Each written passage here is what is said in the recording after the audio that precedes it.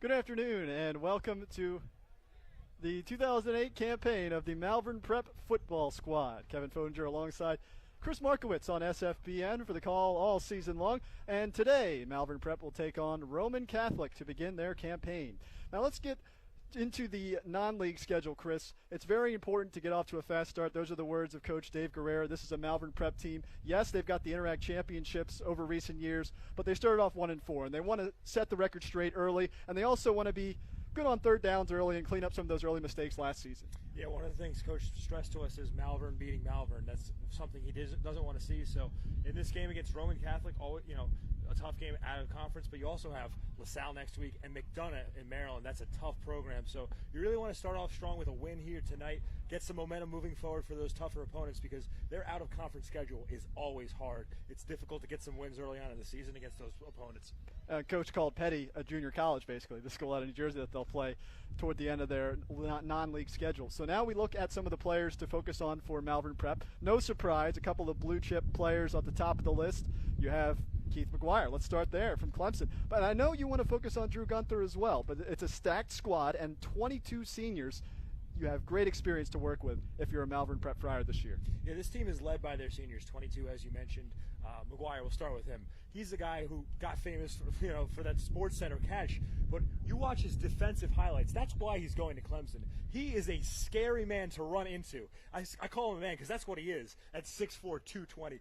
He is scary to run into in the middle of the field. He is a brutal tackler for this defense. But then for Gunther, I look to him to have a big game tonight. They're losing Allison at graduation from last year, who ran for over 1,000 yards, and then Quincy Watson, who was supposed to start at running back. He's hurt, and he was their leading receiver last year. So Gunther, with a lot of his main options not present tonight, I think he's got to lead the squad. It's a messy field out there, a lot of rain earlier today. So I look to him as a senior quarterback and a senior leader to step up and have a big game to start the year.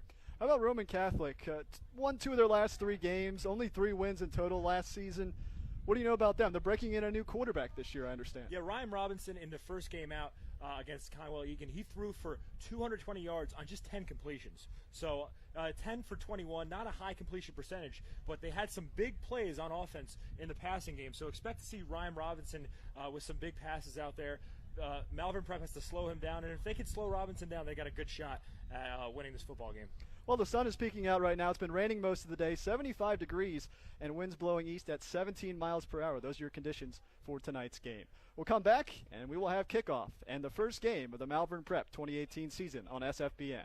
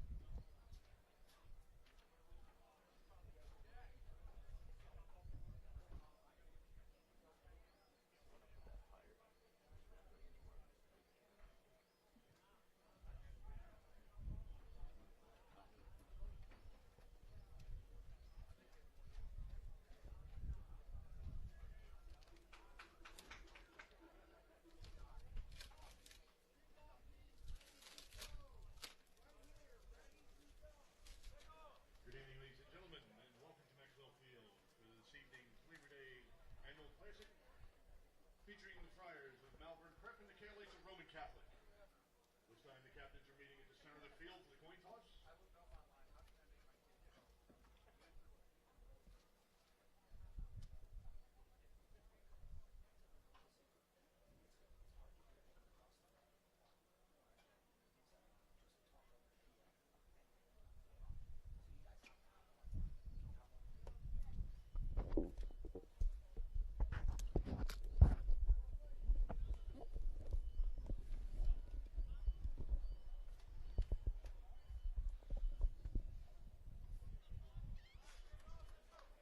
Roman Catholic will receive.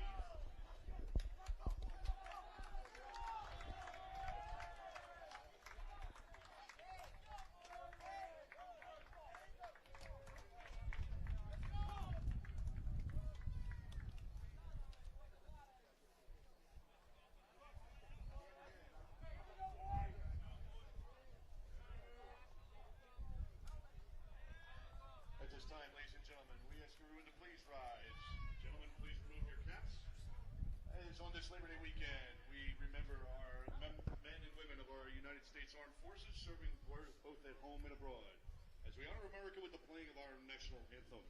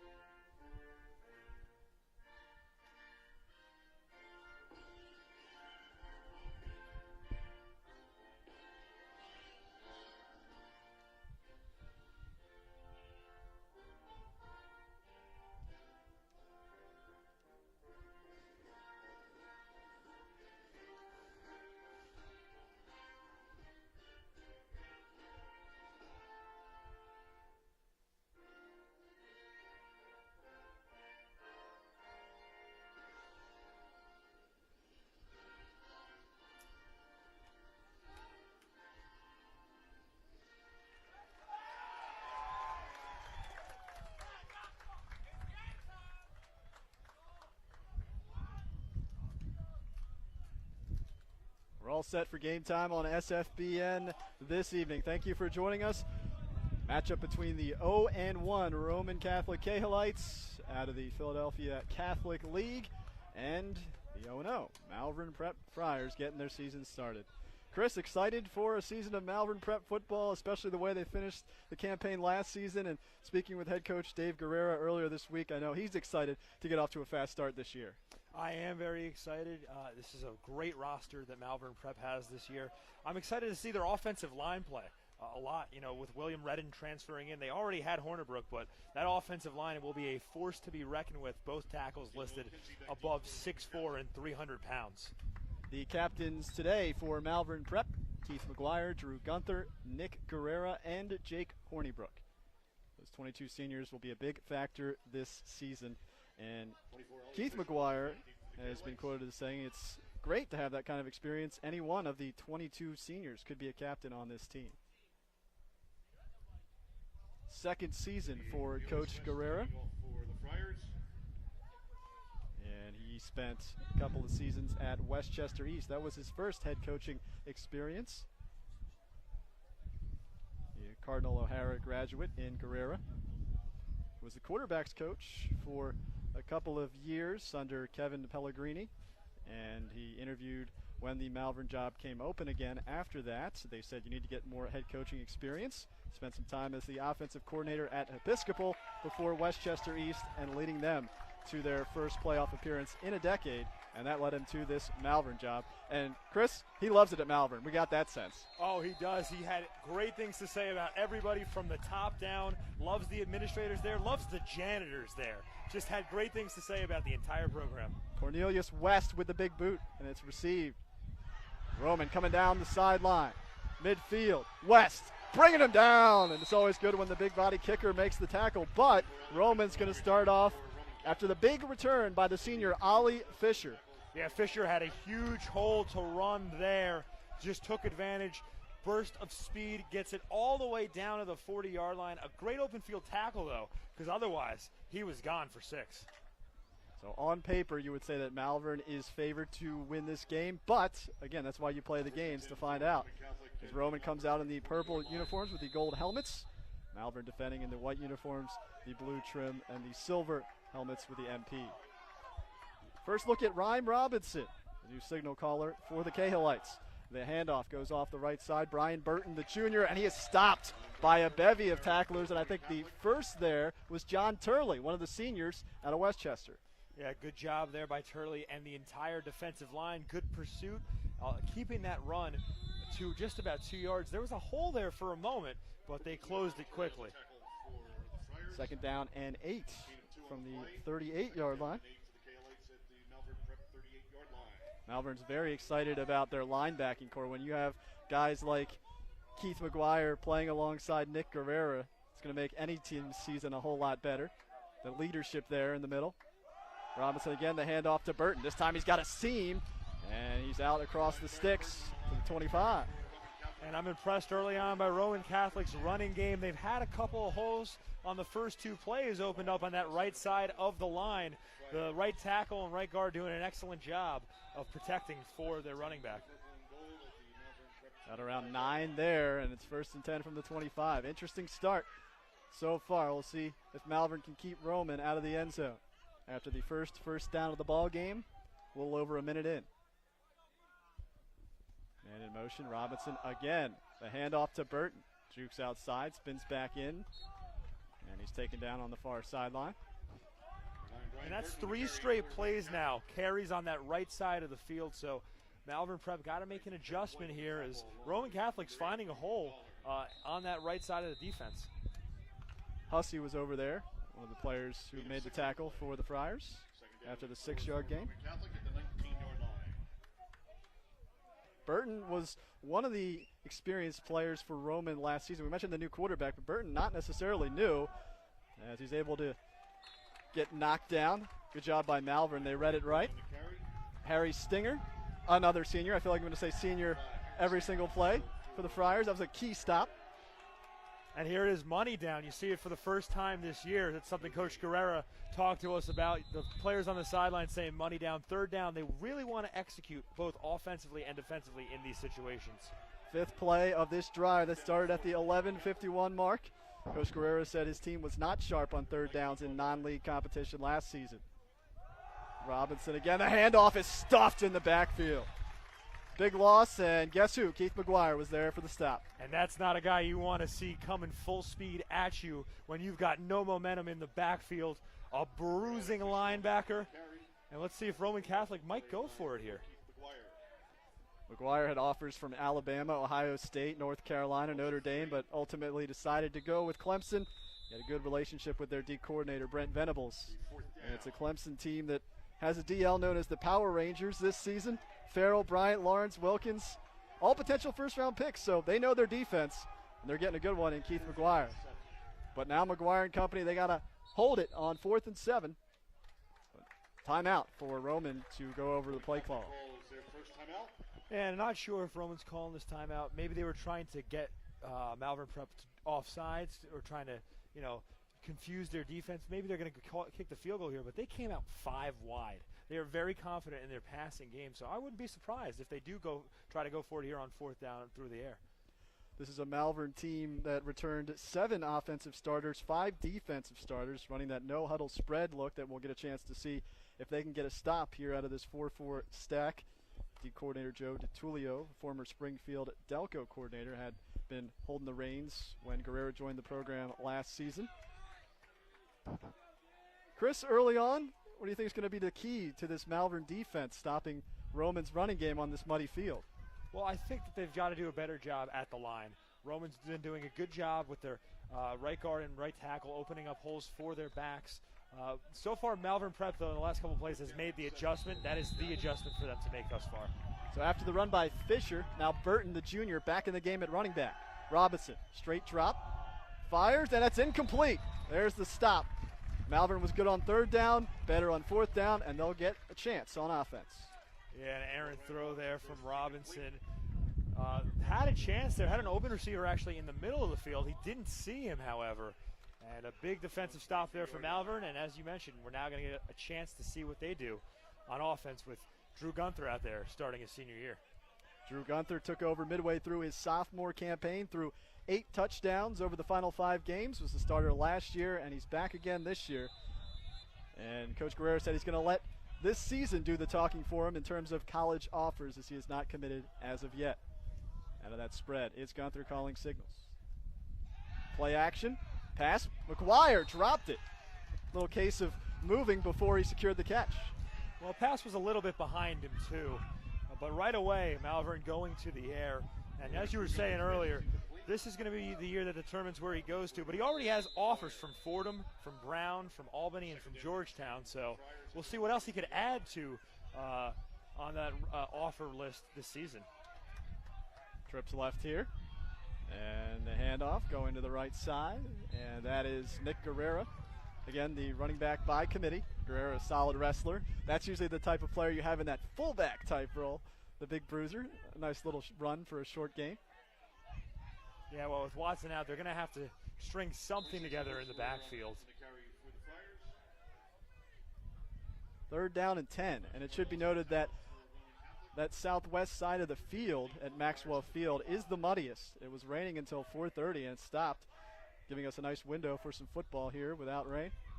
Gunther going deep down the left side, and a little bit too long for the intended receiver, Ryan Iacone, the 6 foot, 175-pound out of Westchester. And 2 missed opportunities on that drive. On the first down play, McGuire had some space over the middle of the field. Gunther missed him behind by a couple inches, making him reach back and dropping that pass. And now he overshoots a guy open down the seam. So the plays they ran on that first drive were very well designed, but Gunther has to do a better job of executing there. It'll be Ronan Swope, a 5'9", 150-pound sophomore out of King of Prussia. He'll do the punting. Another injury, Seb Costantini has been out. He's got a bruised leg, and that's a short punt. Bounding toward the 29, and that is where it is downed by William Carlini. And Malvern Prep still feeling the effects of that opening kickoff. Roman Catholic's offense, other than the 1 first down they got on the ground, didn't really move the ball much, but the ball's still, 3/4 of the way down the field because of that opening kickoff. Well, that was always the fun thing, and the theory behind the Chip Kelly type offense is, okay, you run fast, but you give the ball to your opponent even faster if you go 3 and out every time with that no huddle. We'll see if Roman can take advantage. Kaolites found a little bit of something with Burton. 1 first down of the game on a 10-yard run a little bit earlier. So they'll set up shop from the 30. Ryan Robinson, clean pocket, fires. Burton slips, and he's down right there. Yeah, they tried to set up a screen, but with the field conditions, particularly on this side of the field, it's going to be very difficult against this Malvern Prep defense to catch a ball clean in the backfield and then turn upfield. So that's why he slips there. It's just no traction on his cleats. There was a game earlier today, actually the team that Roman Catholic lost to, Conwell Egan, they defeated Salem City earlier, and their game was at 4 o'clock, and it was raining throughout. And most of the action was on that side of the field between the hash marks. 2nd down and 11 after the loss of 1. 3 pass plays so far by Roman. That time Burton is suplexed to the ground by Keith McGuire. And that will draw a flag. It makes us get excited, but you got to throw the flag for safety concerns, right? Yeah, I think you do, but I've seen McGuire do that so many times. I was watching film the last couple of weeks, and he does that in the open field on guys, so I think he was just trying to play through the whistle, but it is the right call there for the penalty. That's what you say, play until the whistle. Did you hear the whistle blow as soon as he had him in his grasp? I did not hear it, but, I think, as you mentioned, for safety reasons, with McGuire's size, that hurts some people. Well, that's the 2nd first down of the game. I guess if you're Roman, you take it any way you can get it. Moves it further into Malvern territory. Last possession, the Kaolites turned it over on downs at the 8:51 mark. But this is where what Coach Guerrero said about beating yourself comes into play. You start the game with a bad kick return defense, and now a costly penalty on a play where you had a backstop in the backfield, and Roman Catholic is threatening to score. Out of the eye, the play action going deep to the right side, and that is too long. Oh, player hit the fence here. tough collision. Did you get a number there, Chris? Looked like number 1 for Roman Catholic. Nadir McLeod, a sophomore, 5'9", 150 pounds, and thankfully he gets up and jogs toward the sideline. Boy, that is tight. There's not a lot of space between the back of the end zone and that fence. No, and it was a tightly thrown pass as well. There was a man on him in coverage, and then the safety came quickly, so he didn't have a lot of time to react between trying to catch that ball and finding the fence. Third play of the drive, which has been assisted by a 15-yard penalty, a personal foul on McGuire for a tackle in the backfield. Offset eye, the toss play, big hit in the backfield. And that time it was Michael Hussey, the 6'1", 205-pound linebacker out of Media. Yeah, and Coach Guerrero loves Hussey. He had a lot of good things to say about him when we were speaking to him earlier in the week, and that is a huge play in the backfield, as this makes this very difficult for Roman Catholic to convert here. And again, it's a money down for this Malvern Prep team, holding up those money signs on the sideline. Yeah, usually you see that on offense a lot. You're going to see that a lot on defense. The crowd and the players chant. They did that a lot in the preseason game against DePaul. Going to carry it through the season. 3rd and 17. Pass left side is caught, but unable to elude the defenders, Noah Kenzie. And that'll be a little bit short and bringing up 4th down. Yeah, it was a swing route, but doesn't really do much against the zone coverage that Malvern was playing there. Not a huge gain. And we'll see if they go for the field goal here. Chad Booker was one of the players in the area of the tackle for the Friars. Oh, they're going to line up to attempt the field goal here with the Seagulls flying around.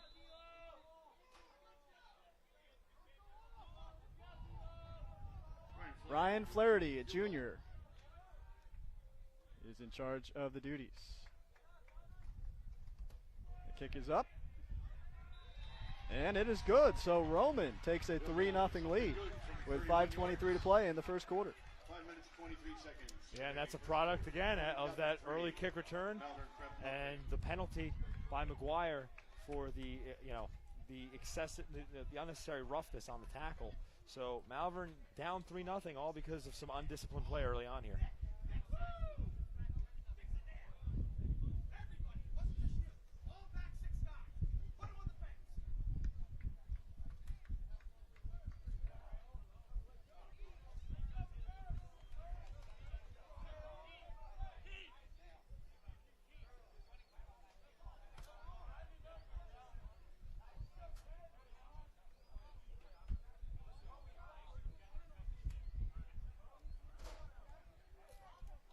So on that drive, 4 plays for 8 yards in 2 minutes, and it leads to a 38-yard field goal. Not bad for Roman Catholic. Yeah, give credit to them. 38 yards is not easy in high school, not just because of the distance for the kicker, but to be able to block that long at this level to, prevent the field goal from being blocked. That's very impressive for Roman Catholic. Pretty sure more is a 30-yarder. My math is off. It's early in the season for everybody, I guess. Oh. Well, I take back everything I said. No, it still goes. Flaherty sets to kick it off. It is received by Lonnie White. And the talented sophomore is bounding through bodies up to the 40-yard line of the Friars. And this is a kid that I really want to, get a good look at this season. He is an explosive talent. He can play so many different positions. They have him returning kicks. He can play quarterback. He can play wide receiver. Listed at 6'3", 190, and Coach Guerrero said he could run the 40-yard dash in sub 4.5 time. So an explosive talent for this Malvern Prep squad in just his sophomore year. So after the first offensive series went 3 and out, Malvern going to try to channel some of their defensive momentum on some of the big stops here with Gunther and company. It is McGuire to his right. The snap gets by Gunther. McGuire, after being chased, checks behind him, jumps on top of it, thankfully. Nearly gets by Jerome Best, the junior. Yeah, and a sloppy start to this one. This is something we talked about before the game. With the field conditions, you might see that a couple times from both these teams here tonight. Some fumbles, some errant snaps, because that side of the field is just a mess right now because of the rain from earlier. We were out there. It didn't look very good, and we haven't seen any action on the other end as of yet. The opening return by Ollie Fisher past midfield. So once again, McGuire's out there after thankfully jumping on that one. 2nd and 33 for the Friars from the 17. Quick pass to the left side, and that is Burton all over it. He read that one. Little bubble screen action there. Lonnie White's a threat as a receiver. You mentioned he might be able to sneak in somewhere at quarterback in the Wildcat package. He's gotten some accolades as one of the better sophomore prospects in all of Pennsylvania. This is a big down here for Malvern. Even if 33 yards to get a first down, it's a lot, but you're in tough position to get a punt off here, so you need to get some yards just to make your punter feel a little more comfortable after that shank the last time out. See what Malvern has done. They've only run it a handful of times in the game. Just as a side note, they'll be throwing here, and they go deep, looking for White. Down the sideline, leaps. Did he come down with it? No, they said he was out of bounds. Good look, good catch, but doesn't count. The feet were outside the sideline, so that'll bring up a punting situation. That was an impressive catch by White. It's hard to see that sideline from here. They had him open on the seam. It's just too close to the sideline, and Roman Catholic threatening early on to make a statement here. Well, it was tough to do anything there, Chris, with that 23-yard loss from the miscue on the snap. That's killer. We've seen a big penalty, and then that. No turnovers as of yet for the Friars. And that one is downed in Friar territory. Nice blocking up there on the kick coverage by Brendan Flynn out of Westchester. But once again, Roman Catholic starts a drive in Malvern territory for the 3rd straight time. Yeah, all 3 drives have been from Malvern's 40-yard line or closer to the end zone thus far for Roman Catholic. Now, Malvern on the first 2 drives did a good job of holding them first to a turnover on 4th down and then a field goal. But RC has the momentum in their favor. Let's see if they run big play action here. They've had some success on the ground as well. This time they will run it. Off the left side, it's Ollie Fisher, and Fisher is wrapped up by McGuire, who comes away with the football. And there we go, our first turnover of the game, I believe, unless the whistle was blown and he was down. Well, we'll see what the referees say here.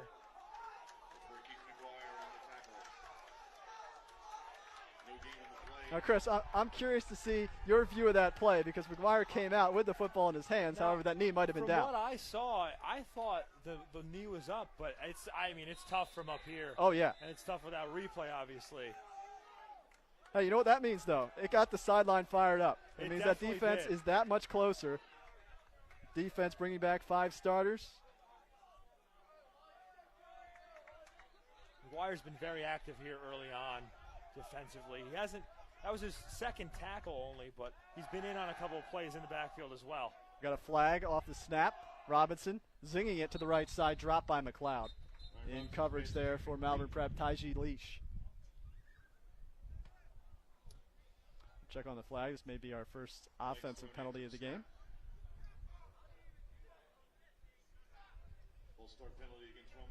Even the officials having trouble executing the footing on Maxwell Field. Yeah, he's coming up limping here. Hope he's all right. Illegal formation is the call on the Cahillites, so that will back them up, and that'll help Malvern Prep. So if you're just joining us, as you can see, 3-0 Roman Catholic. They had a big return to open up the game into Malvern territory. They've started every drive, all 3, in Malvern territory. And a 15-yard penalty, a personal foul called on a suplex tackle, if you will, a little physical tackle by Keith McGuire. That led to a field goal for Roman. And that was at the 5:23 mark of this quarter. Robinson will drop back. He'll launch it down the far sideline. No one in the area. And out of play. Very fortunate for Roman. That amounts to just a throwaway for the Cahillites. Well, there were 2 open receivers in the area, but they were both wearing white jerseys. So maybe a misran route there. But, yeah, nobody in the area to catch that ball for RC. And I like what the Friars are doing here. It's still early in the game, still 3-0 early in their season.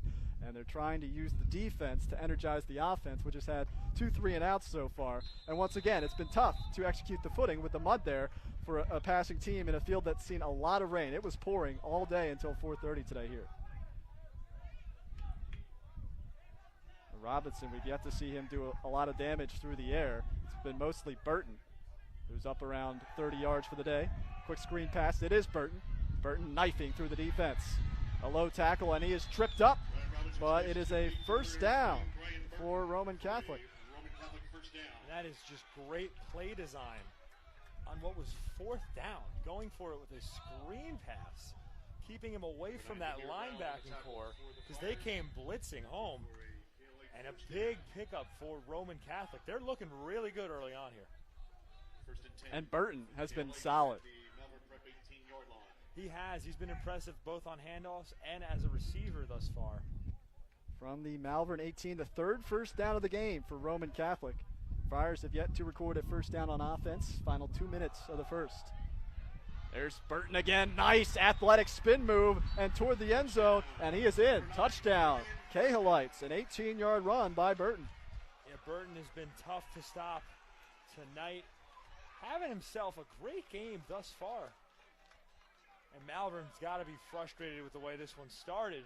But the good news for them now, they'll get the chance to take this kick return and potentially get out of this muddy side of the field to set up their offense, in a better area to get something going. Burton only carried 11 times for 69 yards last season. As we mentioned, he was big in week 1. It'll be Flaherty out to kick the extra point after the 18-yard TD run. And it is good. 1:50 to play in the first stanza, 10-0, Roman Catholic in a lead at Wildwood.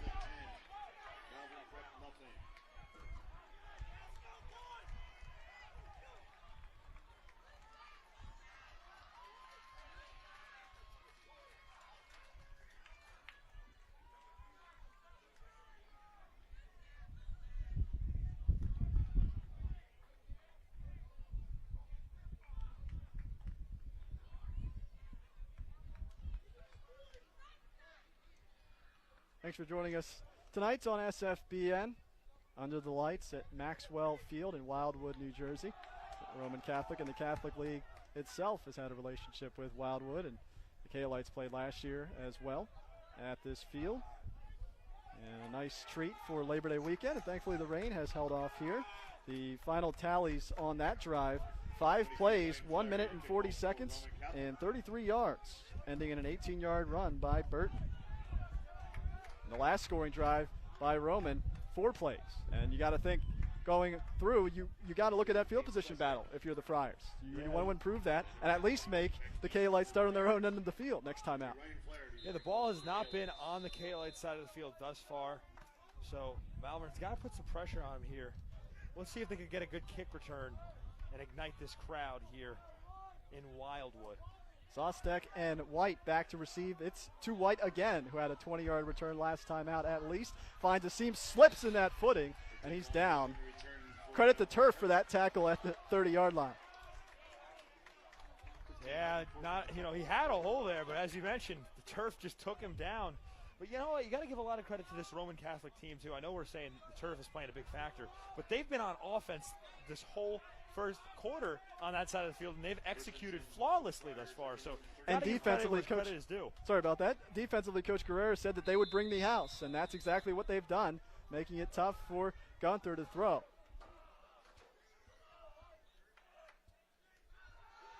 And the handoff bruising up the middle. And a nice hard run there yet again by Nick Guerrero. And that's exactly what Malvern needed. 5 or 6 yards on the ground on first down. Get your offense going because the running game struggled early on the first couple of possessions for them. Final minute and a half of the first quarter, 2nd and 3. Guerrero, second-team All-Interact last season, the coach's nephew. Again, we mentioned he's an outstanding wrestler as well. And this time he finds a seam. Now across midfield, shakes out of an ankle tackle, and he's stripped up first time into Roman territory inside the 40.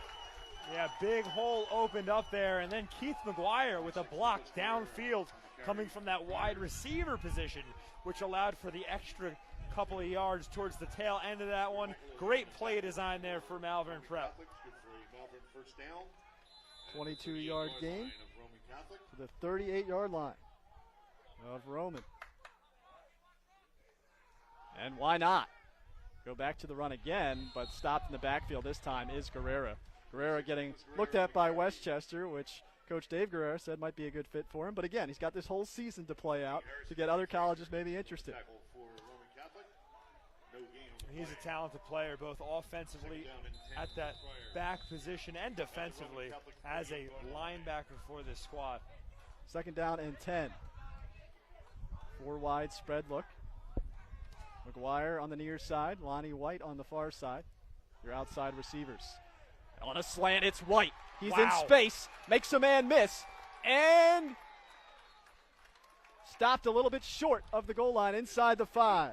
But that was great play design. First of all, they faked the screen pass to McGuire in the backfield. White ran a slant pattern on that same side. It tricked the defense. And then White with the explosive burst towards the tail end of that one. Couldn't take it all the way. But they were right in striking distances, Malvern. 5th play of the drive upcoming. Another bobbled snap, and Gunther on top of it as he pounds the grass. Final 10 seconds of the quarter. But a big 35-yard gain on that pass play from Gunther to White sets this up as the clock is stopped with 4.3 on the scoreboard.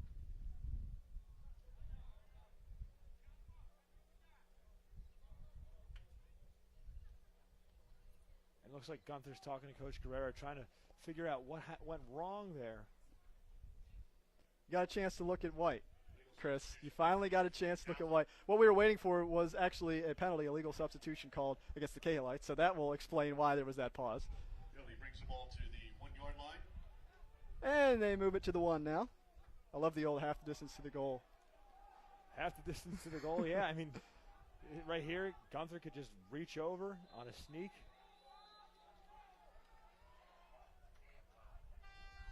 And that'll do it.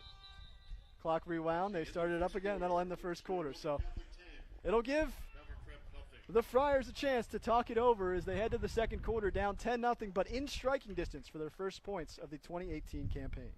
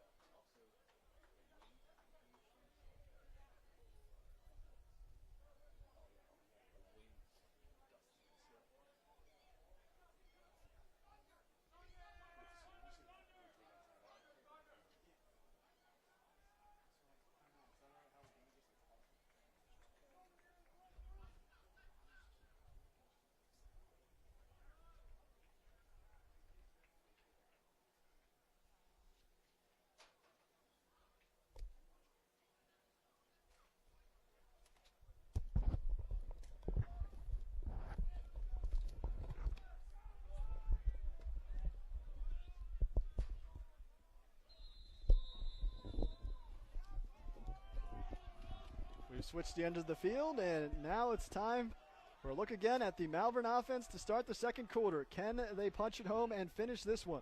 After the penalty, 5th play of the drive upcoming. Guerrera gets the call, and he is stuffed in the backfield. Boy, Brian Burton has been the star so far. Had an 18-yard touchdown run on offense and a big tackle there for the junior from Roman. It was a big tackle, but great team defense there by Roman. Nowhere to go on that running attempt for Guerrera. This drive started at 1:44 to go in the first quarter on the Malvern 30-yard line. Trying to cap it off for their first points of the season. Drew Gunther, quarterback position. Threw for 18 touchdowns and over 1,000 yards last season. Another high snap. And after it are the Cahillites, and this will be the first turnover of the ball game unless the refs decide otherwise, but that purple jersey was there first. And it's going to be Roman football. And once again, Chris, we come back to what Coach Guerrero said. Keys to this season, things his team needed to work on. Third downs, but also Malvern beating Malvern. I was telling you a little bit about the Petty game last year. 36 all-tied game, and then a muff punt gave it right back to Petty when they were going to get the ball, when the Friars were going to get the ball back. And again, same thing happening here early on in the season. Yeah, it's just a sloppy start. 3 bad snaps. We're a minute into the second quarter. That just cannot happen at any level of football. And it's really killing Malvern thus far, the mistakes that they've made. Hate to take credit away from Roman, but this is a sloppy start for Malvern Prep. Run off the left side. Not necessarily for the defense, though. Aside from that touchdown, the defensive front has been pretty darn good at stopping at the point of attack. Ollie Fisher has nowhere to go. Yeah, thus far the defense has come as advertised. Hussey made the tackle there, Chris. Yeah, Hussey on the defensive line. As we mentioned earlier, Coach Guerrero had a lot to say about his defensive line and his linebacking core. He's very excited about this defensive unit, as he should be. They were great last year, and they returned most of their players from that squad. Out of the eye again, and bottled up on the far side of that line. McGuire was over there. Fisher, the ball carrier. Third down and 10. Very much needed. Back to that money down. It's a big down for Malvern. If they're able to get a stop here, they'll force Roman to kick against the wind. That was a big factor in that first quarter as well. We saw it mess with a punt for Malvern, so the wind blowing strong right to left on your screen could be a factor if Roman Catholic has to send a punt away on 4th.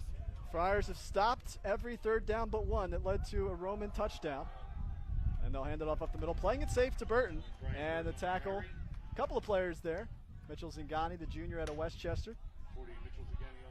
He was the first to the pile. So there you go, 3 and out for the first time for the Malvern defense. And if there's a silver line, this was the first time that the Cahillites started in Malvern territory. It was, and the defense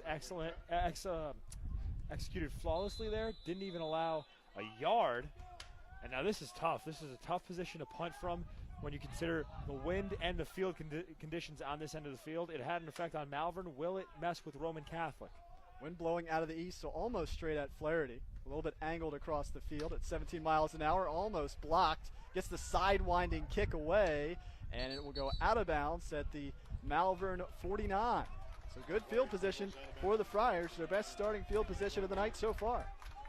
Yeah, it looks like Roman Catholic just didn't want to kick it at Lonnie White there, so they kick it towards the sideline, but it is good field position in the middle of the field. Malvern Prep will start this drive. And they look good on that last one. It's just these errant snaps are what's really killing them. He's taking a look again at the keys to the game. How much do you chalk that up to, this just being the early season, Chris? Well, I mean, it's a combination of it's your first game on the regular season schedule. The field conditions aren't great, but I don't think anyone on this team or anyone on this coaching staff is going to use that as an excuse. You know, at the end of the day, this is football. You got to go out there and execute. Gunther again surveying the defense. He's looking left. He'll throw that way. It is caught. Tyjee Leach. And Leach making a man miss. Wow. Shaking out of a tackle. Can he go? Bounding forward, reaching toward the end zone, and he is stopped just shy, but a big pass play to Leach. And Tyjee Leach is a great athlete. He takes that slant route, runs through 2 defenders, powers his way almost into the end zone. He had a 100-yard pick six last week in the preseason game and shows off his athletic ability yet again here for Malvern. Third first down of the game for the Friars on a 50-yard completion. And boy, Leach was in space, the Lehigh commit, and he can run. This Malvern team has a lot of players who can run. Second timeout called by the Cahillites, who burned one a little bit earlier.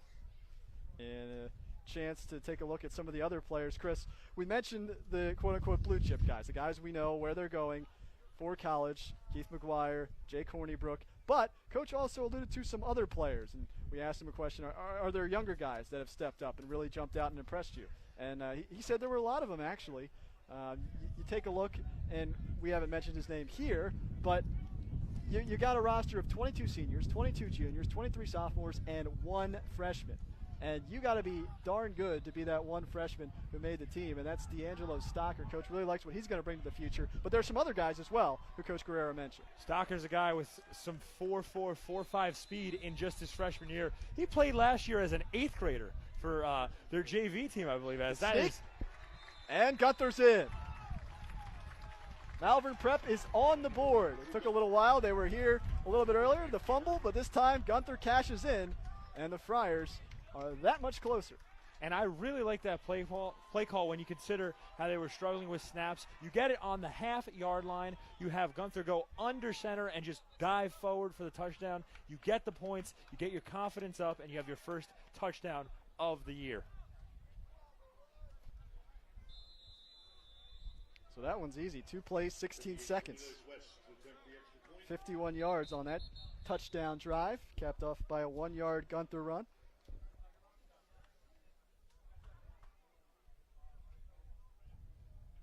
And a chance to tack on the extra point. We mentioned a couple of injuries. Thankfully, there isn't a laundry list of injuries for the Friars this season. Chris, you mentioned Quincy Watson, who's going to be very explosive as well. But Costantini, he's got a leg. Seb Costantini, one of the top 20 decathletes actually as well in the country. And we'll talk about him, of course, as the season progresses. And he's a player that Cornelius West. Yeah, he's a player that, Coach is saying could kick it from 50 yards out. He might let him try that this year. And West's kick is good, and it should be mentioned West made a touchdown-saving tackle on the opening kick return of the game, so he has had an impact as well and caps off what is now a 10-7 game. Roman's still in the lead, but Malvern is starting to pick up a little bit of momentum here. Yeah, they are. Their last couple of times on offense, they've ran some very effective plays. You're seeing the potential that they have. They're just a very explosive offense. It's just those snaps early on were killer for them, but if the defense can come up with another big stop here, they'll have a chance to take the lead here and ride some momentum into halftime. Malvern Prep 5-0 in the league last season, 6-4 overall. Trying to improve upon that 1-4 start they had in the non-league campaign. You've got LaSalle, you've got McDonough out of Maryland, District 3, Berks Catholic, and Petty School for Coach Dave Guerrero in his second season. Said we want to start fast this year, eliminate mental self-inflicted mistakes. And last year weren't efficient on third down. We've been harping on that throughout the broadcast today, some of the things that his team is working on. Biggest strength, clearly, he said right away, he had that answer ready for us, 22 seniors. He has been blessed with a wealth of experience, had only around 13 seniors last year and upwards of 30 juniors in his first campaign at the helm of this Malvern squad, and that kick sails out of the end zone. So once again, Cornelius West. We've got some extracurricular activities in the middle of the field. And the Malvern players involved, Taiji Leach, who on the previous offensive drive had a 50-yard reception to set his team up at the 1-yard line. And you got to be careful here. I know there was no flag there for either team, but if you're Malvern, you already had the penalty, the 15-yarder against McGuire early on that cost you and allowed Roman to get points off of it. You don't want to give Roman any field position that they don't earn early on in this game when they're already ahead because of some mistakes thus far. Second time in a row, starting in Malvern territory for the Cahillites. They went 3 and out last time. 8:52 to go in the half. 1st and 10 from the 20-yard line. Robinson calling signals. And a big pile up, legs still churning. And again, about 5 there from Burton, who's really been working hard. And out at the end of that pile, Demir Brown, the senior, 6 foot, 215 pound out of Valley Township. Yeah, this Malvern defense is really shored up against the run. They struggled early on, but the holes just aren't there anymore for Roman Catholic. So this defense playing motivated in the second quarter. Robinson has yet to throw a pass here early in the second quarter. He threw a couple early on in this game. And that's what you like to see out of coaching staffs, the adjustments. Burton was killing them at an 18-yard touchdown run toward the end of the first quarter. A lot of his action up the middle, able to bounce it outside. Robinson's going to throw again. Hesitates there. Intercepted. Keith McGuire down the sideline. And he's gone. Malvern Prep has their first lead of the season, and it's Keith McGuire, the senior, who brings them there. And that's why you're going to see him in Clemson, South Carolina next year. He could do it all. Has great athleticism. He's good at jumping routes, great in coverage as a linebacker. And when he caught that ball, no doubt about it, as he streaked to the end zone for 6. 13-10, Malvern Prep.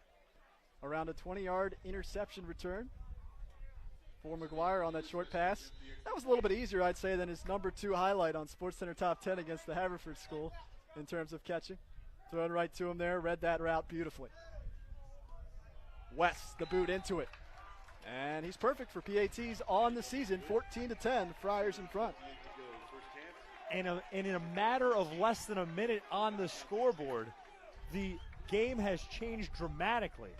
You went from Roman Catholic up 10-0, Malvern Prep making a bunch of mistakes, and now Malvern Prep on a 14-0 run, applying a lot of pressure to this Roman Catholic squad in the second quarter. McGuire already has his first interception this season, 3 ints all of last year, was the MVP of the Interac. And as you mentioned, going to Clemson, they're going to like what they're going to get. Rated between 3 and 4 stars, depending on what outlet you look at, but that might be a little bit under the radar, as we may see this season. He's a guy whose career I'm definitely going to follow throughout his, when he goes to college. I got some friends down there at Clemson that I met up in Nessa when I was working there, so definitely going to take interest in his career. Well, Coach Guerrero said he covers ground on defense like a Range Rover, so I guess we saw exactly what he meant there. And it took a lot of mentorship, a lot of thought behind a player like Cole McCabe, who is now at Bucknell, along with his brother Ryan McGuire, some of the players that he credited for his development as a Malvern Prep Friar. Big boot once again by West. Backtracking and fielding it. Let's see how Roman responds after their first deficit of the game. Nice move to the left side by Noah Kenzie, the sophomore, and he's busted out of bounds on that far sideline, just shy of the 40-yard line. Jake Brownlee on the stop, the sophomore out of Glenmore. Special teams kind of flies under the radar a lot in football, but I've been impressed with Roman Catholic thus far on the special teams side of the ball. They had a long field goal thus far. They've had some good kick returns, so that has really kept them in this one. It was their special teams play early on in the game that gave them the lead, so that has been a big impact for them early on here today. Well, 2 scores in the span of, as you said, Chris, not even 2 minutes for Malvern Prep. We'll see how Roman responds. Robinson slipping a little bit, trying to get pressure on the edge on the run. That one is stopped very quickly for no gain. And Malvern is starting to figure things out for the Roman offense, it looks like. Yeah, Malvern is, shutting the run game down. And this is where it gets tricky for Roman Catholic. I know that Robinson threw for over 200 yards last week, but you saw on his first pass attempt of this quarter, jumped route by McGuire. And there's a lot of athletes on this defense who could do that to you for Malvern Prep's defense. So it's a tricky situation for Roman Catholic trying to solve this defense. Working out of that eye again, the handoff to Burton, trying to shake out of a tackle. He does, but then he meets at least 3 or 4 white shirts who pummel him to the ground. Still fighting forward, though. Got to give Burton a lot of credit. Already a touchdown run today. We mentioned only 69 yards last season on 11 touches. He's going to be that workhorse this year for this Roman squad. And that was a grown man carry as he stayed up on his feet after taking about 3 or 4 hits there. Just didn't want to go to the ground, and he willed himself forward for a decent gain. Back to that money down. Coach Guerrero calls it the money down. He said this is where the players get paid, and obviously not literally at this level, but figuratively, as you're able to get the ball back for your offense. Defense has been nearly perfect on 3rd downs today. That is Burton again, spinning forward. I don't know if he's going to have enough, and the spot says he won't. So a gain of about 3 or 4 will bring up 4th down. Roman Catholic's been very aggressive early on here, and it looks like they're going to go for it on 4th down, just short of midfield. Well, they had the pedal to the metal. They had the momentum on their side. They got up to a 10-0 lead, and they're trying to establish something again on 4th down and short. Their last pass play was an interception return from McGuire for a touchdown. They've been running ever since. This is Robinson up the middle. Friars knew it was coming, it looked like all along, but Robinson able to use his body to get forward for the 1st down. Yeah, that was just strength versus strength. It looked like Malvern knew it was going to be a sneak up the middle, but a good job there by the center and the guards for Roman Catholic to push forward and give Robinson the room to fall for the first down. The 6th first down of the game for the Cahillites. 5th play of this drive coming up.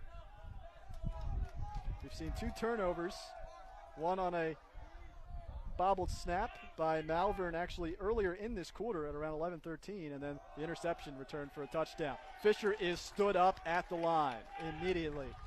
The first one there, you'll see number 90, Kevin White, the senior out of Westchester, 6'1", 190 pounds. And then right after, McGuire in with the second hit, so a split tackle there. Just nowhere to go when you have number 4 sprinting full speed towards you. Jake Hornibrook, 75, the senior in the middle. Haven't mentioned his name much. Got to mention the guys on the line. Coach Guerrero said they'll give him some time at D tackle as well, but going to Stanford as an outstanding offensive tackle. And if you're a fan of college football, you recognize that name. His brother, quarterback of Wisconsin. Drop down the middle from Robinson. Good coverage, batted down, and incomplete. Cade Sustek was the man defending. And boy, he had that box out position. Yeah, he looked like an NBA player going up for a rebound. He just knew that the throw was short. He just used his back as positioning and as leverage to stop the wide receiver from going over him, and it was just an easy deflection for him. Roman has not completed a pass since at least the 7:56 mark of the first quarter. They've just been able to go to the ground and haven't really found much room to work with. Back to that money down again. Robinson, quick shot to the left side. It is caught by Burton. Very shifty runner and into the Friar territory. If there's a player to watch for Roman, it's been Burton. It has, and that's their first completion in a while. Most of their completions tonight have been off-screen passes like that, where Burton has had some room to run afterwards. That's been successful for Roman. It looks like they're going to go for it again here on 4th down. Let's see if they run a similar play to what they just did. 3:58 to play in the quarter. Malvern leading by 4. Malvern trailed 10-0 in this contest, and they were able to get a 50-yard pass to Tyji Leach and capped it off with a 1-yard Gunther QB sneak. The Cahillites will call their final timeout of the half. So, Chris, I want to talk a little bit more while we have this break here about Hornibrook. We talked a lot about McGuire, of course. He had a big play. But Jake Hornibrook, there was a video that was put out calling him the silent thriller. And you don't give these guys a lot of accolades or attention necessarily on the broadcast, but his players certainly do. Keith McGuire said, trust me, we're watching. When he makes a big pancake, he gets us all fired up, and we can't do our jobs without his success. And it's good to see that brotherhood spirit that this team is all about this season. Yeah, it definitely is good to see because, like you mentioned, tackles and guards go really unnoticed, but they're such a vital part to a successful football team. And Malvern just happens to be fortunate to have 2. They have Hornibrook at the left tackle position, and they got the transfer Redden at the right tackle position. Both of those guys, 6'4", 6'5", close to 300 pounds as seniors in high school. I mean, these are both 2 guys who are going to be D1 tackles. So it's just a luxury to have for Malvern Prep. Here comes that 4th and 3 play after converting the last one. 8th play of this drive. Robinson handoff stopped back near midfield. Forward progress to the 49. And Burton, no gain. That tackle happened almost simultaneously to the handoff to Burton. It was literally got the ball and then was down on the ground. So just great pursuit on the blitz by Malvern Prep. Bruno out of Wayne, 6 foot 170 pounds, one of the sophomores on this senior-laden squad, making the tackle.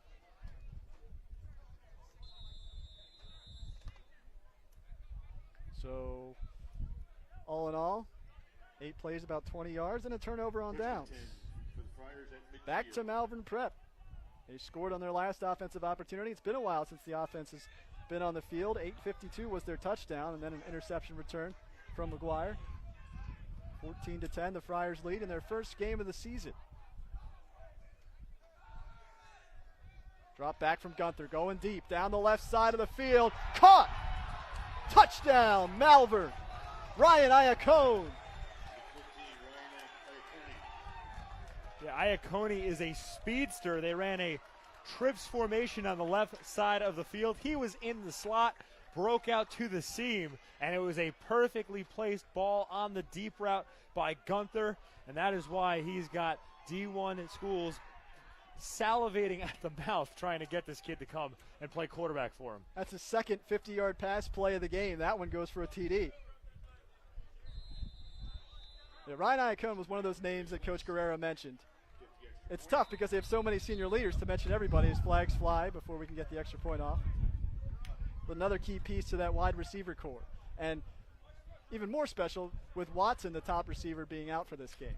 Watson, yeah, top receiver. And not just that, Watson's going to play most of the season at the back position. So you're going to have to see guys like Iacone coming up with some big plays out at that receiver spot. So that is a good sign for Malvern Prep that early on in the year he has a big touchdown reception. I expect to see him be a huge contributor on this offense throughout the year.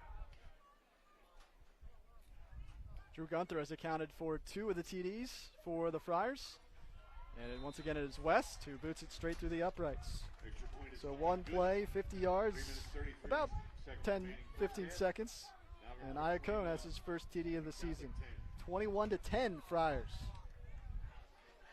You're looking at keys to this matchup and keys to the season. Third down has been good.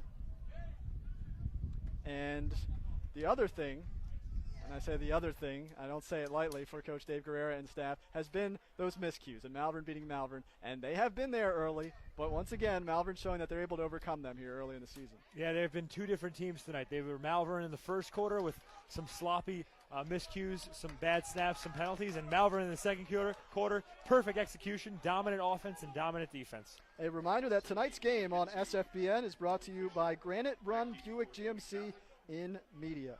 Thanks for joining us in Wildwood. 3:33 to play in the first half, 21-10. Malvern Prep, they've scored on each of their last 3 opportunities.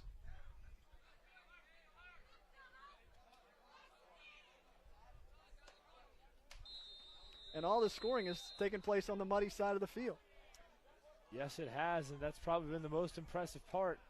But, you know, most of their scoring has been on big plays, either a big touchdown pass or a pick 6.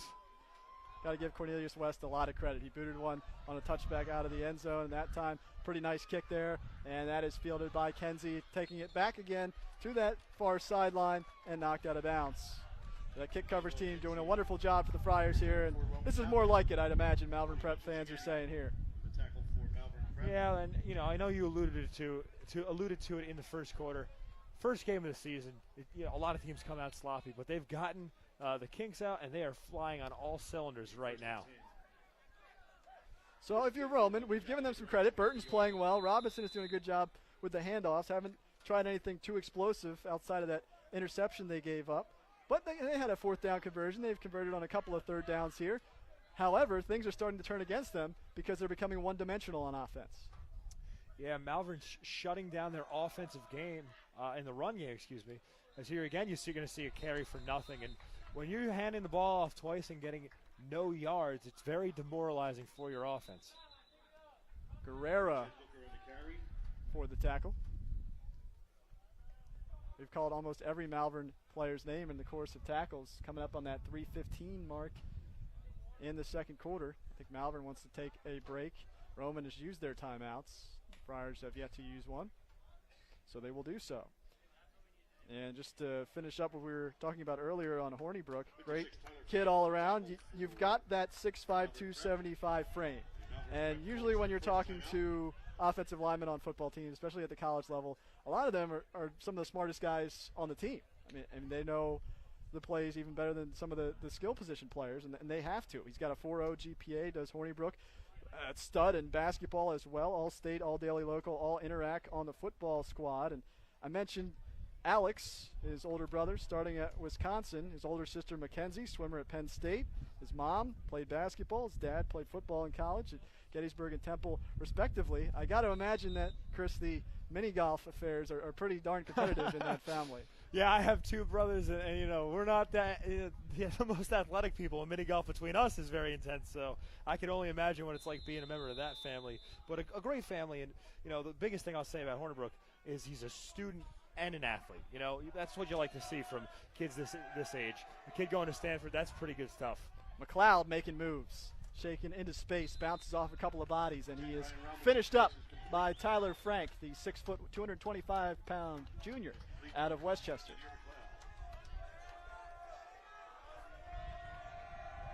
And this is a big down here for Roman Catholic, because if they're unable to convert, this Malvern Prep offense has been hot, and Malvern will have a chance to go into halftime up more than 3 scores. Roman has converted on only 1 third down today, and that was on their touchdown drive back in the first quarter. Third down and short from the 32 with 2.5 left in the first half. Robinson looking left, trying to shake out of the pocket, working away from a defender, but he's driven down, wrapped up, and Kevin White would not let him go. He was trying to break out, but big number 90 said, no, sir. Yeah, there was nowhere to go from the get-go on that play. The pocket collapsed, and a great job by Malvern swallowing him up in the backfield and taking Robinson down for the sack. That brings up a punting situation for the Cahillites, down 21-10, and the Friars will use their second timeout.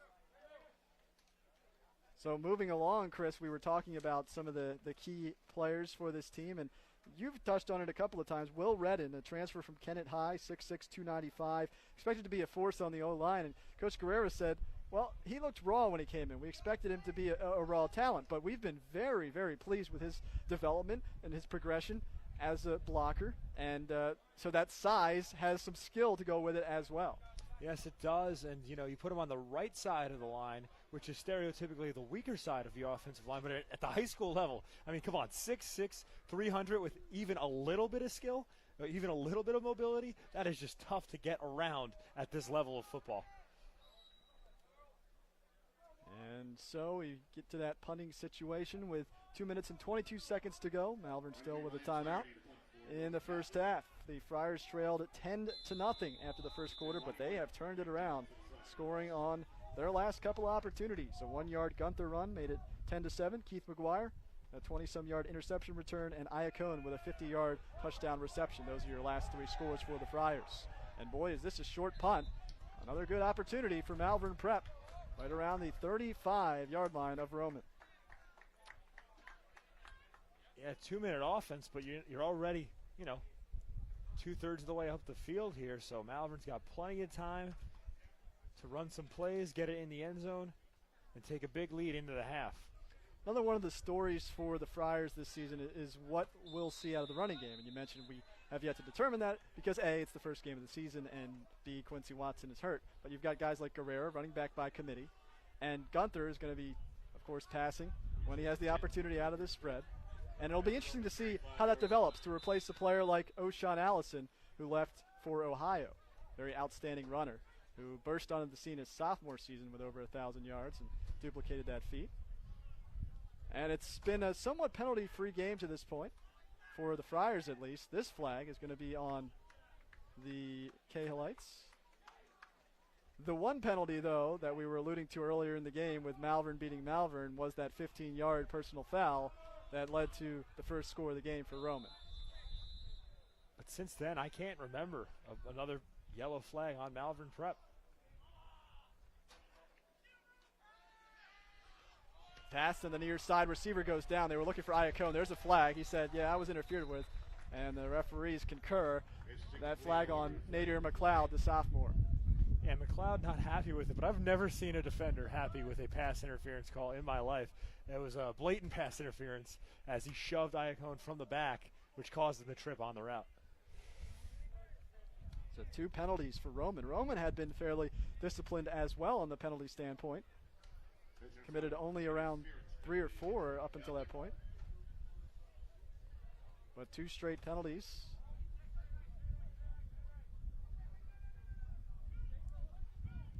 Yeah, 2:08 to play. A lot of time to work with as well. Yeah, and this is not the time to become undisciplined if you're Roman because, you know, late in the first half, you don't want to make this scoring drive easier than it has to be for Malvern. First and 10 for the Friars at the 15-yard line.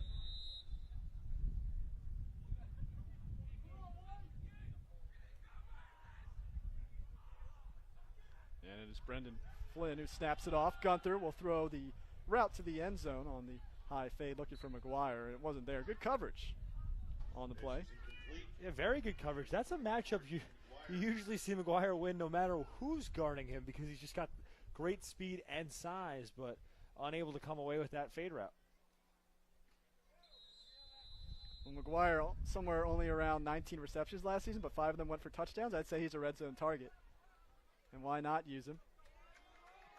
Yeah, as good as he is on offense, as you said, even better on defense. We've seen that on display tonight as well. Gunther calling signals on 2nd down and 10. And they will run toward the end zone, and they are in. Touchdown. And that is the 2nd rushing touchdown of the season and the 1st by Guerrera. Yeah, Guerrera got a huge hole there thanks to a nice block from Redden, and it was just an easy run all the way to the end zone. Had plenty of space to dash towards that right side of the field. And Malvern firing on all cylinders here in the 2nd quarter. An impressive 4-touchdown quarter for the Friars. They have scored on every single possession, save for one. The first possession of the 2nd quarter was a fumble and a turnover. Only turnover of the game, the only blemish, but since then they've really turned it on. So credit to the coaching staff here. And the boot again by West is good. He continues to remain perfect on the season for the point after attempts. Credit to the coaching staff and credit to these players, coming together after trailing 10-0 early on. Jitters were clearly a factor. They were playing sloppy, but this is the Malvern Prep team that we're expecting to see, that we've seen the last quarter of play. This is, I think, who they're going to be for most of the year. 18 seconds to go, 3 plays, 35 yards, assisted by a couple of Roman penalties. And touchdown run by Nick Guerrera. 28-10, the Friars in front in the first half on SFBN. This game brought to you by Granite Run Buick GMC of Media.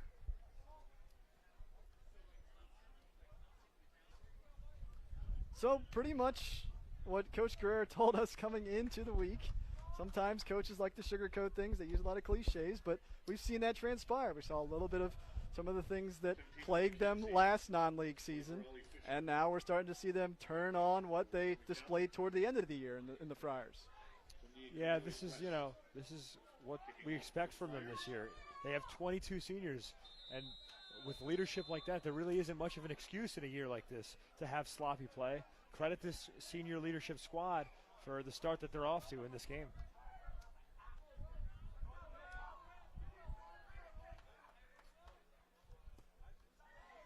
So Guerrera, his first rush for a TD, didn't get a chance to score at the running back position last season. Nice speedy return to the left side by Kenzie. He likes that left side, but once again he stopped shy of the 50-yard line.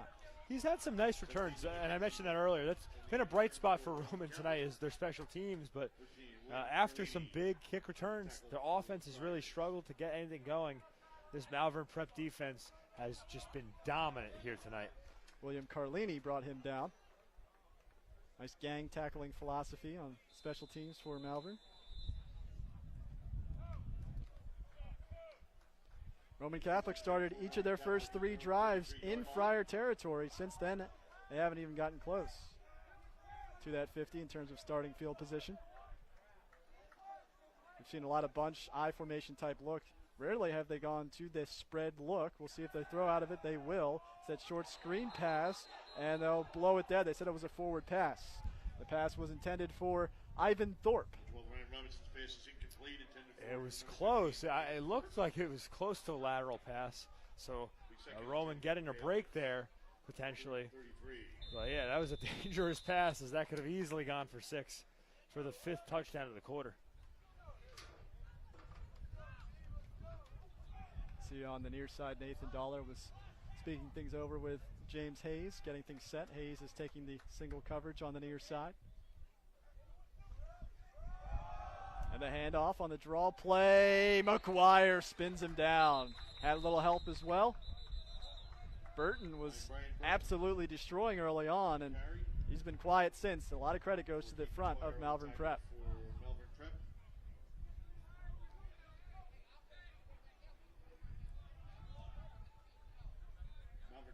It's almost as if Roman is scared to go to the air here after they threw that interception. I don't think they have, really, besides that pass attempt a couple plays ago that fell incomplete. McGuire had interception return for a touchdown to make it 14-10 at the 7:58 mark of this quarter. As Malvern Prep taking a timeout to speak things over, their final timeout of the half. Yeah, you're right. Most of their pass attempts, I should say, have been either screen passes or quick little bubble routes. And nothing has left the backfield since the interception, which is surprising because Robinson last week out threw for 220 yards. So, Roman Catholic, the running game has been shut down, and they're not going to the air. There's really, there's no other option. You got to start airing it out eventually. Well, they had an 8-play drive, starting to put a little bit together, converted on a 4th down, had 2 first downs on the drive, but were stopped at the Malvern 46-yard line and unable to go anywhere. But other than that, in this quarter, they had a 3-and-out, a 2-and-out, another 3-and-out, and trying to avoid yet another here on what is known as a money down from the Malvern squad. They've got some movement for the snap. Well pointed out by the Malvern side, and they'll get the sophomore Nadir McLeod. So we were just talking about Roman trying to get something together and build a little momentum. That's not going to help. The penalties are starting to pile up. Yeah, that's 3 flags now on Roman Catholic in the last couple of minutes of the half. And this is a time in a game when you need to be disciplined, and it's really costing them their lack of focus here towards the end of the half. And Malvern, they've shown that discipline. Again, that 15-yard penalty. Haven't really been too much to complain about in terms of flags on the Friars side. It'll be Burton again trying to shake out of Guerrera's tackle. He didn't let go and had the help. We've seen that a couple of times. Nice ankle tackles by some of these defenders for the Friars. Yeah, Burton really trying to make something happen on that play. Just didn't have that much space to go. He has been the sole spark for this Roman Catholic offense tonight. Mateo Santaleri was in on the tackle. He is a junior out of Newtown Square. Flaherty's going to punt, and White will receive. We saw a near touchdown on a reception from White, an electric reception of around 20 yards on the right side of the field, and he's had a couple of nice returns.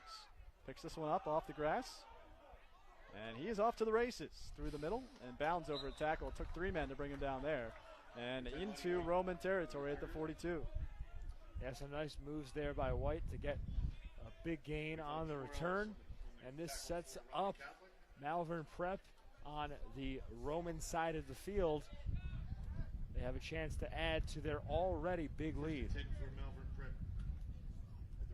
Friars looking to triple it up in terms of Interact titles, but that business is to be dealt with in the future. First, they've got to get through their league schedule here. And this would provide a great start to the season with LaSalle coming up. 41, just under 41 to go in the first half. A good opportunity to practice that quick strike offense. Gunther strikes down the left side, and the one-handed attempt no good. That's the same play that went for a 50-yard touchdown a little bit earlier in the quarter.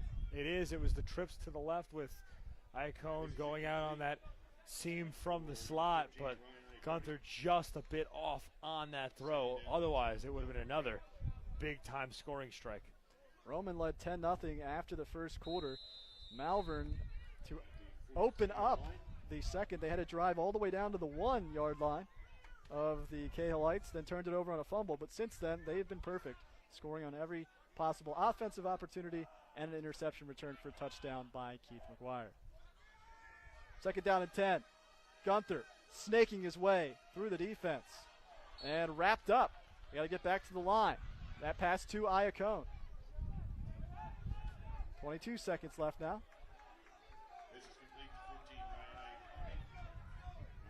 Clock's running. Got to get something off here. McGuire coming to the left of Gunther. 8 seconds left now. on 3rd and 6. Gunther going deep again. Wants Iacone, and a little bit too long. That'll bring up 0.7 seconds on the clock. This is incomplete. And we've seen Gunther miss deep on a couple of routes. And usually with quarterbacks at this level, they're underthrowing their guys. But for Gunther, he's overshot them. So maybe he's added a couple extra a few extra oomphs behind his arm in the offseason, because you don't usually see too many deep balls that are missing receivers at this level far over their shoulder. It could be a little charged up, too. I think he's clearly noticed the matchup that he's got. And it was McLeod on that side. Roman has shifted things over a little bit, but they like Iacone getting out in space, and he's been there. That play's been there. Sometimes you get a little excited, I guess. Gunther has really been a standout for this squad. Again, 3rd year of starting experience. He came on midway through his sophomore campaign. Senior leadership is always important at that position. This time we go to the left side, different receiver, and incomplete. Their intended receiver was Leach, who had a 50-yard reception earlier to put his team in scoring position, and that is going to do it for the first half of play, with Malvern Prep leading 28-10. The Friars were down 10-0, and they put up 28 points in the second quarter. So we'll take a break. Halftime for you. Thanks for tuning into this broadcast of Malvern Prep Friar football on SFBN.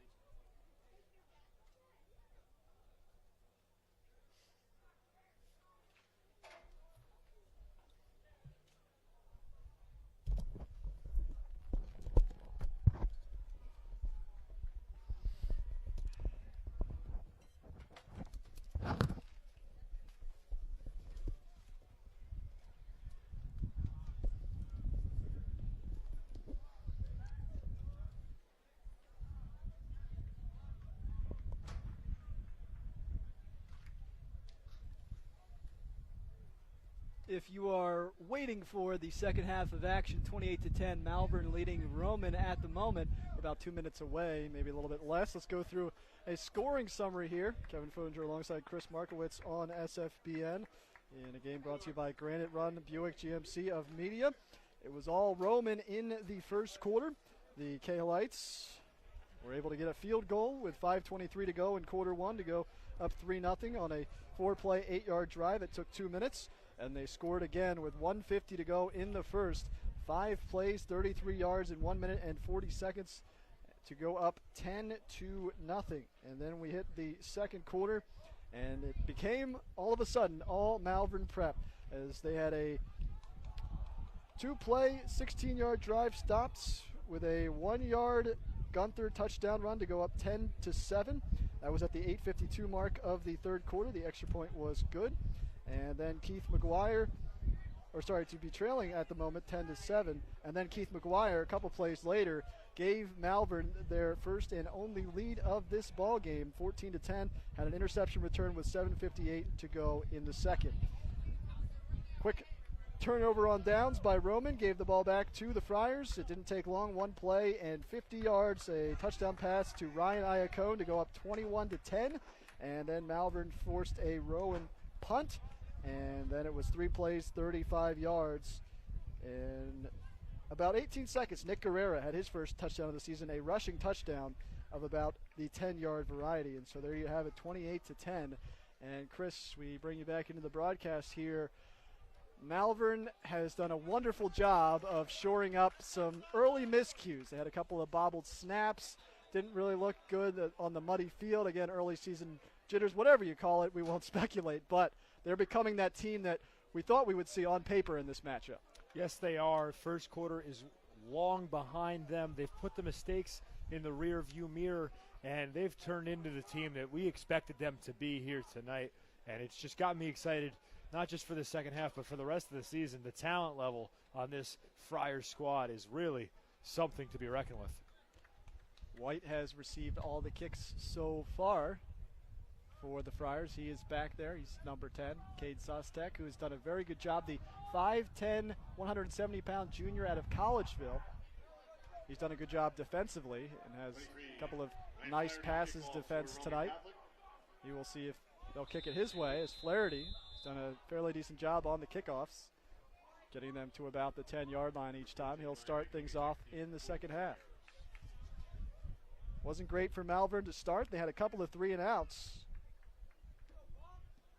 About 4 3-and-outs, and then they got things going. And he'll let it wisely go out of bounds, will Lonnie White. And that's another penalty on Roman Catholic. And the other thing in the positive direction for the Friars is that they have been able to stay off that penalty stat sheet, with the exception of that 15-yard personal foul that was called early on. And that's what you like to see from the coaching staff as well. It's been a very clean game for Malvern Prep, and not just from the coaching staff, but great discipline by the players thus far to stay out of trouble and avoid the yellow flag from flying. So the Friars will take over on their own 35 to get us started in the second half.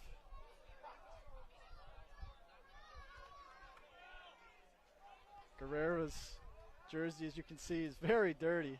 Very physical game at linebacker and a really bruising run. Gunther's going to go down the near sideline looking for Iacone. Wow.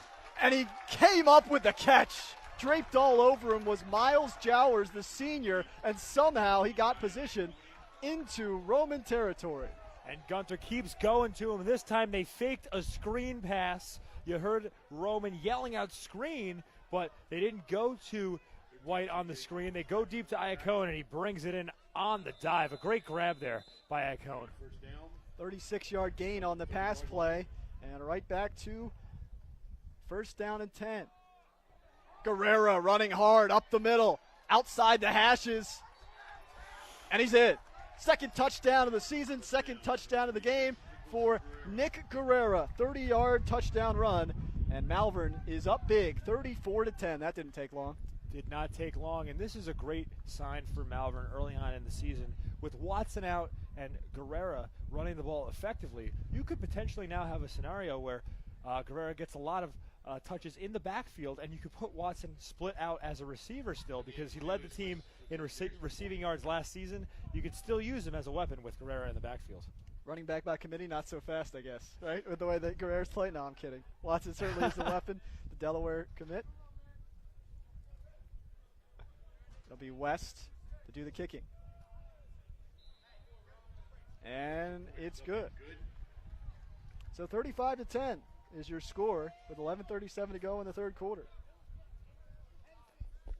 What are you doing at this point, Chris? I'm going to give you a little bit of a challenge. What are you doing at this point, Chris, if you're Roman, to try to get things going? They started off very well, taking advantage of some of the miscues of Malvern, going up 10-0, but then they've had trouble dealing with the Friars' defense. Well, at this point, the Friars have done such a great job of stopping them at the line of scrimmage and neutralizing their running attack.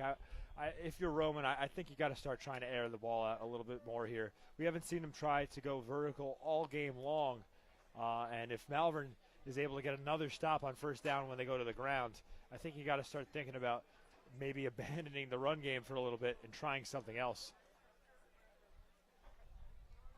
2 plays, 66 yards, and 23 seconds on that touchdown drive, capped off by a Nick Guerrera 30-yard touchdown run. And again, Guerrera has had some wrestling accolades as well. And taking a look at some of the players mentioned by Coach Dave Guerrera, Harry Stinger returning as a defensive end, started last year. Also Johnny Turley, they have been big, and Mike Hussey as well. He plays the run very well. Cade Zostic, along with Hornibrook, McGuire and company. Pretty much every name Coach Guerrera feels has been key to the process early in this season. And what a hit on that play by Tyjee Leach. And you know what? I'm just going to go ahead and say it. That is tonight's All-American Sporting Goods hard hit of the game. For all your sports equipment and apparel, shop at All-American Sporting Goods, located at the corner of Cottman and Tabor in Northeast Philadelphia. For more information, call 215-342-6141. And, Chris, I know there's still more game left to play, and we could see a hit that's harder than that, but that was pretty well dealt by Tyjee Leach. Well, I know you were talking to me about it at halftime. You were anxious to get that in, but that was, as you mentioned, there could be a harder hit than that. I don't know. He that served was it a up. pretty nice tackle there by Tyjee. So they'll start from their own 19. Will the Cahillites. Ryan Robinson had a decent start to the season in the loss week 1, but has had some trouble. Speaking of trouble, Burton is still running hard. Gets out to the 25-yard line, gain of about 6. Kevin White has been very active as well. He was in the radius there, making the tackle. Yeah, the entire defense has been active tonight. You've seen all 11 players having an impact thus far. And the secondary hasn't had to do much because a good job by the front 7 of keeping the play in front of them. And a lot of the runs being called by Roman Catholic. Yeah, they haven't even been challenged in the secondary. There has been 0 vertical passes by Roman Catholic.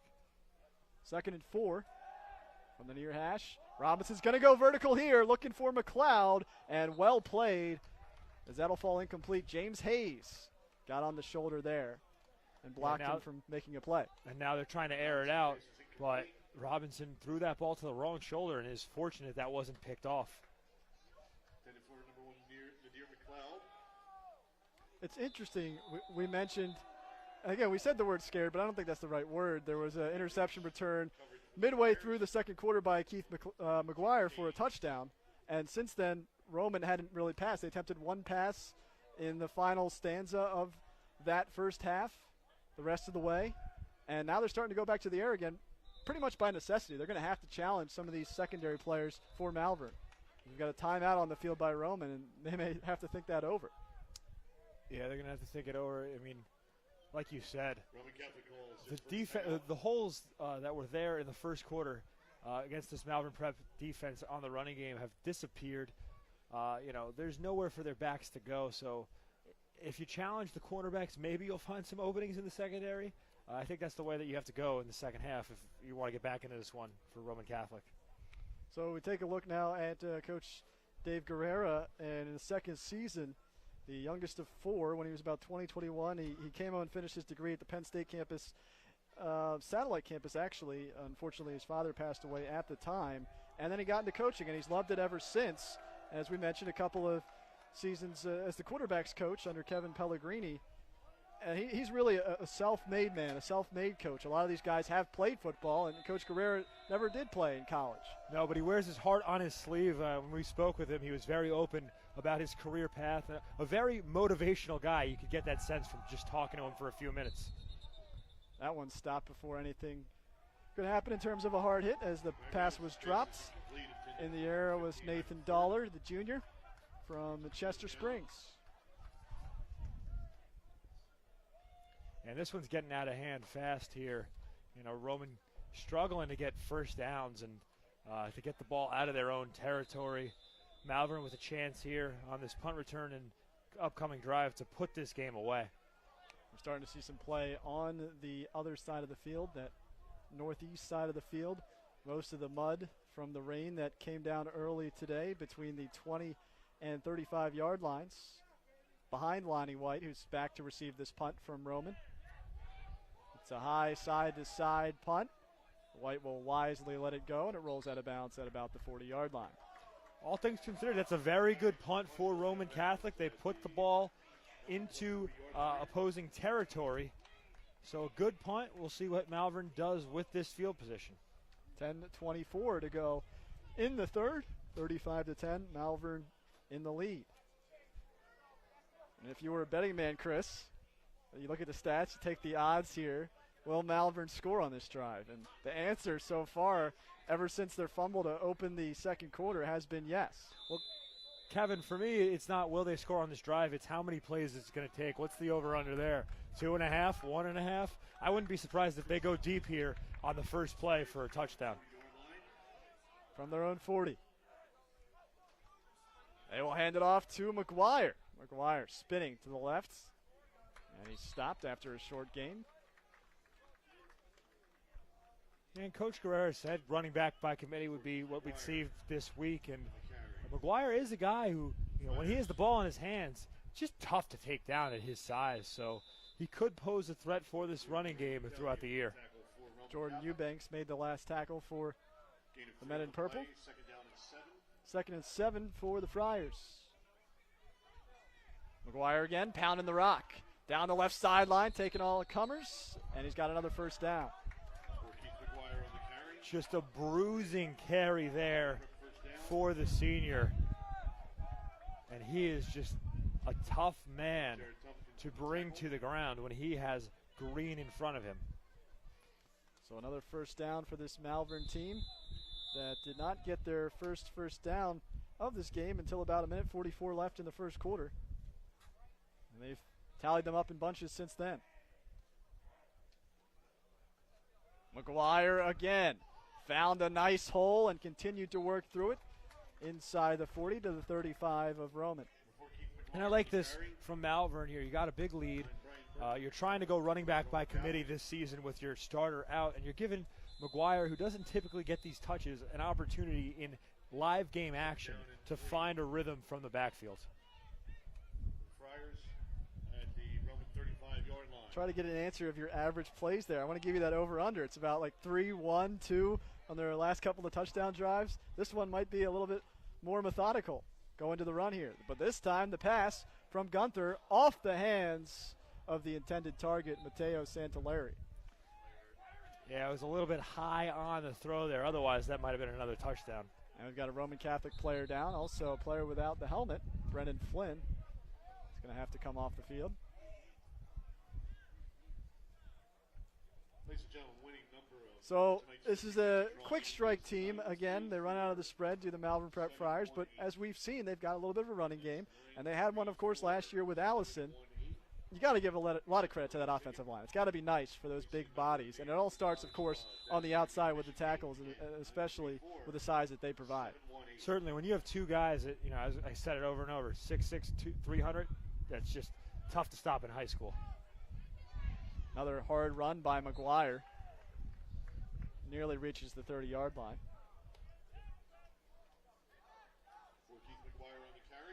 How do you quantify how cool it is to be recruited by a school like an Alabama? I mean, you mentioned Alabama, you mentioned Clemson, you mentioned Ohio State. You're a college football fan. You say, wait a minute, those have been involved in the last couple of championships, all those schools. And all those schools wanted McGuire. Alabama, Clemson, University of North Carolina wanted him. A couple other big-time schools wanted this kid. He's really special. Gunther looking left all the way. He drops it off. Oh, he threaded that one very nicely. And the catch was made for a big gain. And I'm clearly stalling. I'm sorry, I didn't catch the number. Now I finally got it. That's Ryan McGuire. We mentioned his name a little bit earlier. And Keith gives him a lot of credit for his development. And Coach Guerrero says, hey, not so fast. He's going to develop into a nice player. McGuire, only a junior. His older brother, the senior Keith, in the backfield at the moment. He'll take the handoff, running behind his brother, but he's stopped in the backfield. Nice cut by Ivan Thorpe to bring him down. Yeah, that was a really great tackle by Thorpe. He went to the legs and brought the big McGuire down to the ground, using McGuire's size against him there. A nice cut down in the backfield. Headed to the Cahillite 28-yard line.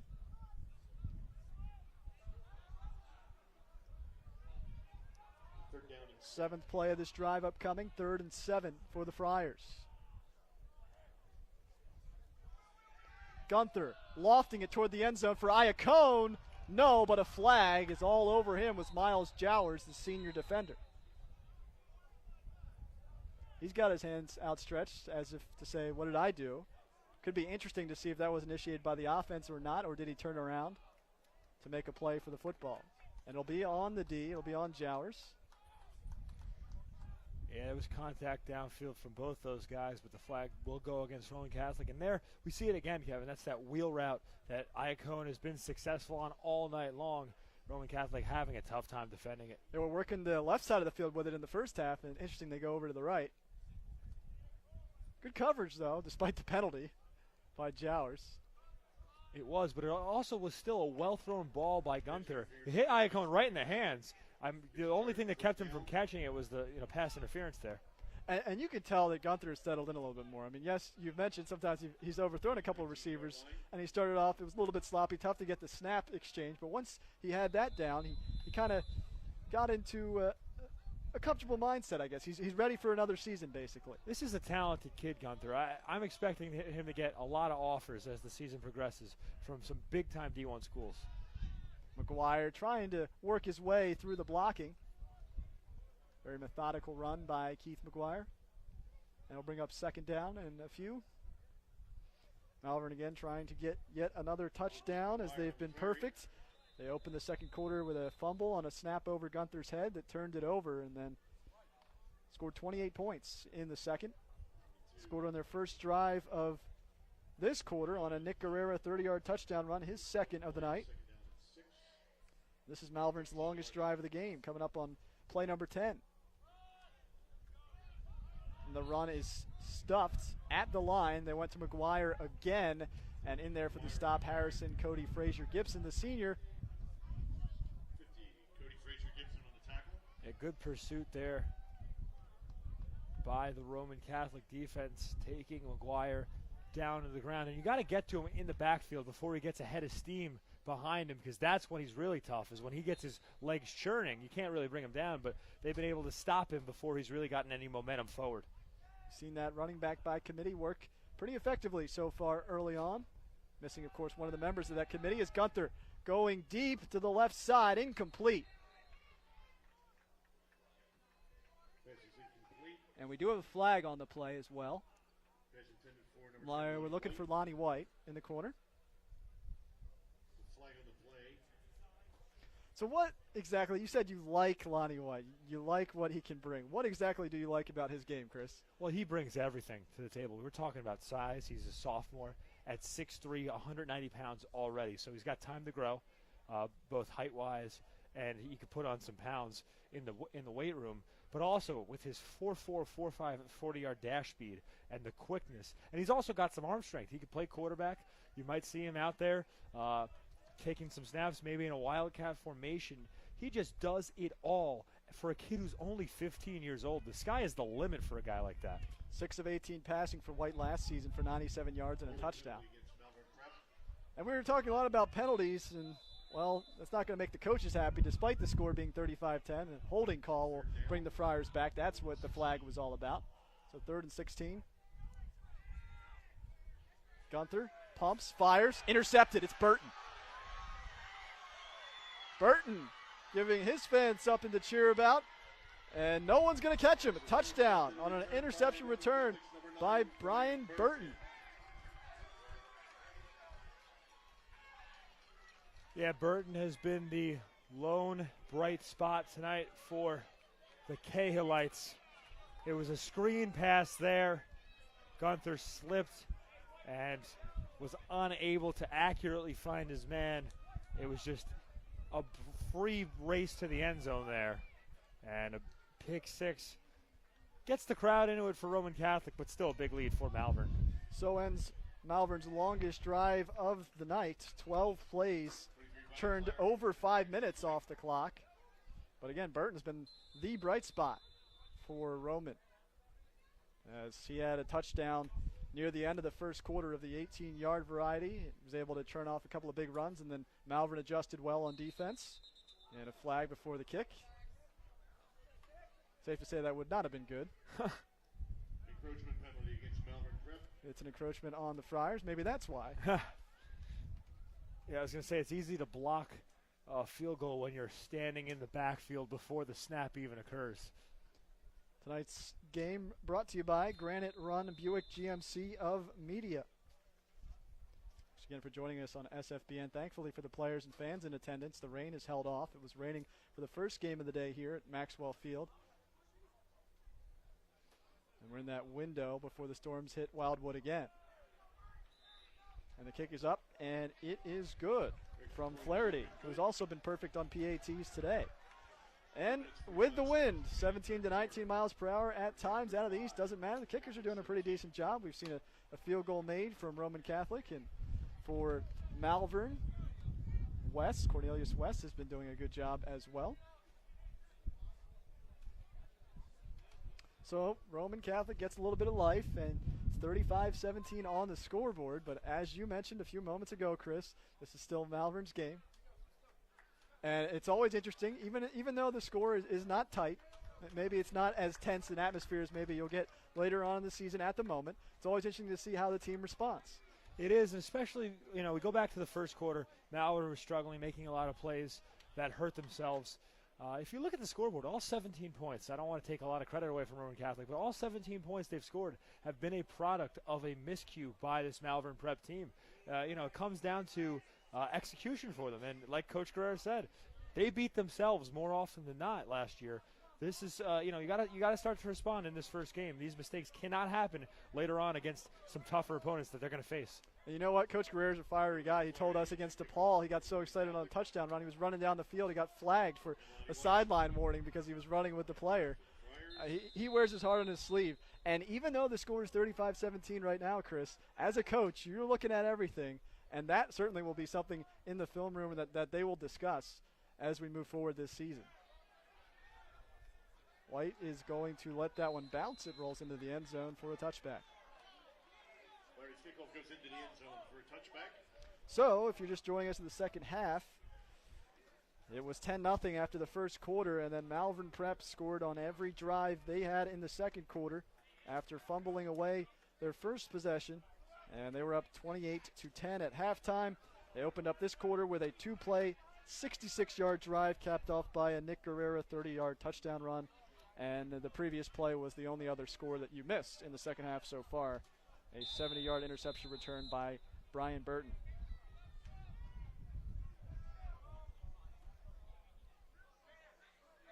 So we get that response very shortly from the Friars. Gunther back in that spread. First and 10 for the Friars at their own 20-yard line. Handoff going to Guerrero, who has 2 touchdowns tonight. Rumbling through 2 tacklers. Another first down for the Friars. Stopped by C.J. Mole. Past the 35. And this kid has been impressive all night long. I know Watson's a great talent, but man, he's potentially threatening to get a lot of snaps the way he's playing here tonight in that backfield position.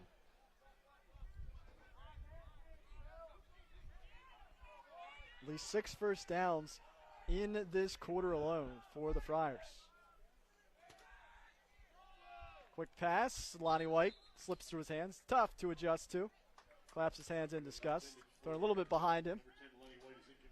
Yeah, it was also a little bit low there. Gunther not happy with himself either. It's a pass, we usually see him make with ease. 2nd and 10 for the Friars. 3rd play of the drive upcoming. See if they can put something together after the miscue on the interception.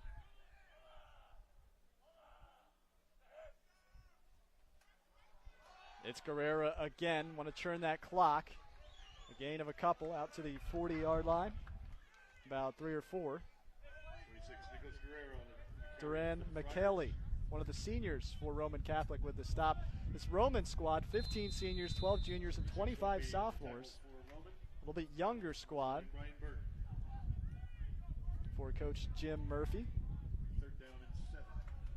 Roman founded by Thomas E. Cahill in 1890, in case you're wondering where that Cahillite name comes from. Gunther trying to evade pressure, cannot. 3 purple shirts in there, and a big stop. It was James Kunek, the sophomore, who led the way. Yeah, they blitzed from the secondary that time, did Roman Catholic, and there was just nowhere for Gunther to go. He did not pick up the blitz. It was an easy sack for the Cahillites. Gotta give Roman Catholic credit. We've said that a lot, too. They're staying in this game, playing hard defensively. They've made some adjustments as well at halftime. Low snap, handled well, and booted away. And out of bounds near midfield for the punter, Andrew Monteith, out of Westchester, a sophomore, 5'9", 150 pounds. Oh, that was Ryan Swope, excuse me. Another sophomore, by the way. We mentioned this is the team playing without Costantini. Very fortunate to only have as few injuries as Malvern has had to start the year here. They do expect both of them back, Coach Guerrero was saying, within a couple of games. Yeah, both of them setting out for precautionary reasons.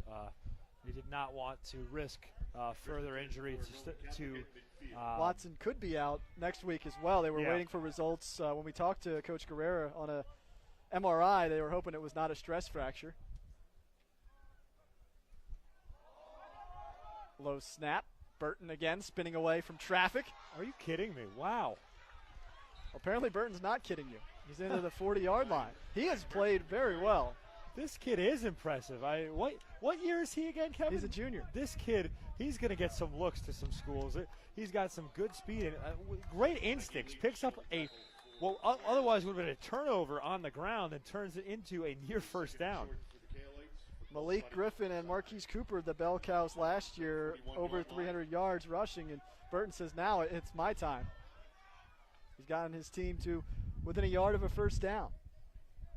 Roman looking for their first down of the second half. Robinson's going to gun it down the sideline and tipped. Well defended on that far sideline by James Hayes, the junior out of Phoenixville. That's great man coverage by Haynes. He ran with McLeod that entire seam route. And then at the tail end, a good job of turning around, finding the ball, and getting his hand on it to deflect it away. Hayes, Zostek, everybody has stepped up. Leach as well. Leach has not had a lot to do in that safety position, to be honest. They've been locked up in single coverage a lot of this game this evening. They'll try to catch Malvern off guard and run it short on 3rd down. You got the eagle eye, Chris. You want to make the call before they do? Well, I can't. I didn't see it that well, but Malvern's saying they recovered a fumble. Well, of course they're going to say that. Well, sure, but we'll see. It's a huge scrum in the middle of the field. And the victorious Cahillite comes out with the football, says, we do have it.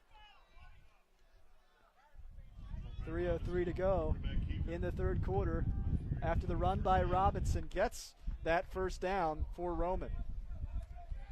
So the 4th play of the drive, the Cahillites trying to establish some momentum.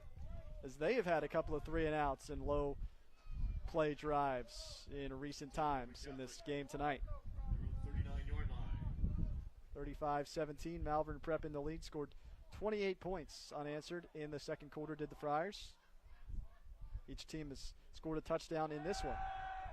Robinson gunning it again along the left side, a little bit short. He was looking for Ivan Thorpe. D'Angelo Stocker on the coverage. First chance we get to call his name, the freshman. Yeah, Stocker with good coverage, but Thorpe, you know, if Robinson was able to get a little more oomph onto that football, he had him open on the streak.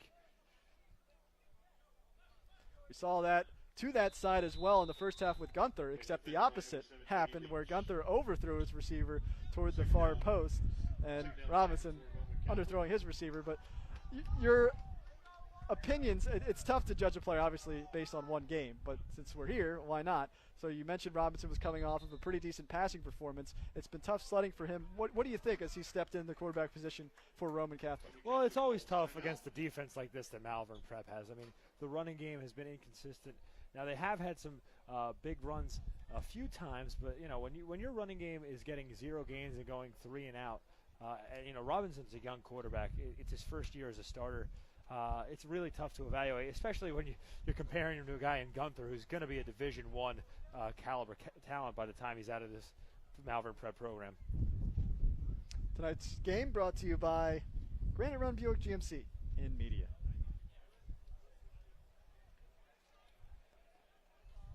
Must be very happy to see the score, 35-17.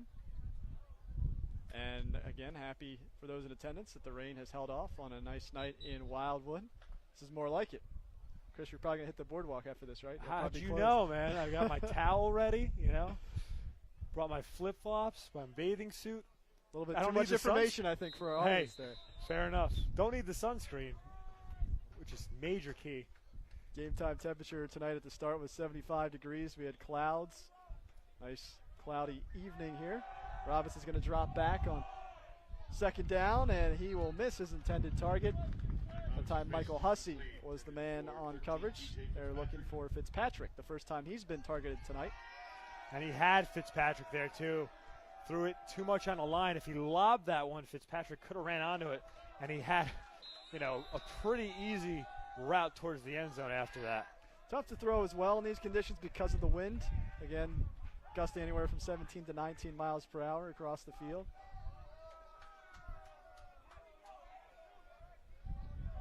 Money down for Malvern Prep. It's been a while since we've said that. And the Friars, for the most part, have done a good job with one blemish early on. Big blitz. They get it off on the screen to Burton. He can't get away from 3 guys, and that is Guerrera on top, pummeling him down. Yeah, big loss. A huge loss. And look, you know, Roman Catholic guessed right going screen there against the blitz, but the blitz got there so fast. They didn't even have time to set up the play. And, you know, by the time Burton caught the ball, his blockers weren't even there. He was just met by a sea of white. I got to imagine the D linemen and the linebackers, they just smile when they see that screenplay set up for teams that can't get the blocking set up quickly enough. That's exactly what happened for the Friars there as they're able to get yet another stop on third down. We mentioned their one key blemish on third down stops came in the first quarter, which led to an 18-yard touchdown run by Burton. But since then, they have locked things up, have the Friars. Punt from Flaherty, fair catch called for by White.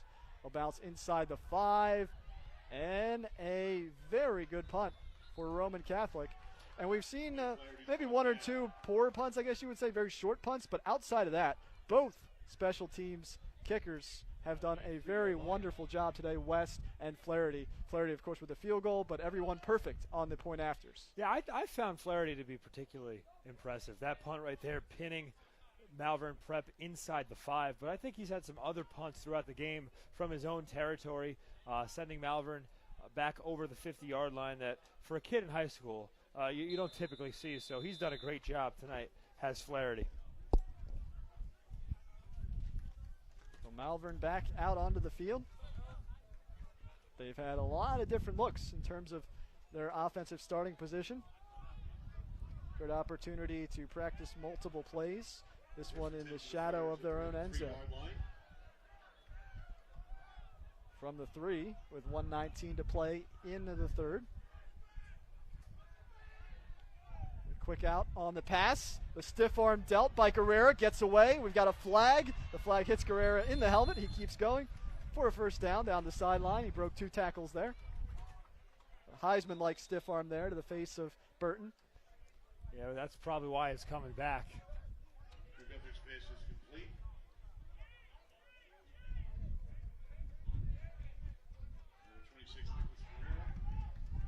Oh, no. Looks like that'll go against Roman. Malvern's clapping. I thought they were going to get him for illegal hands to the face. Now, you're allowed as an offensive player to touch another player's face mask. You just can't grab. It was close, though.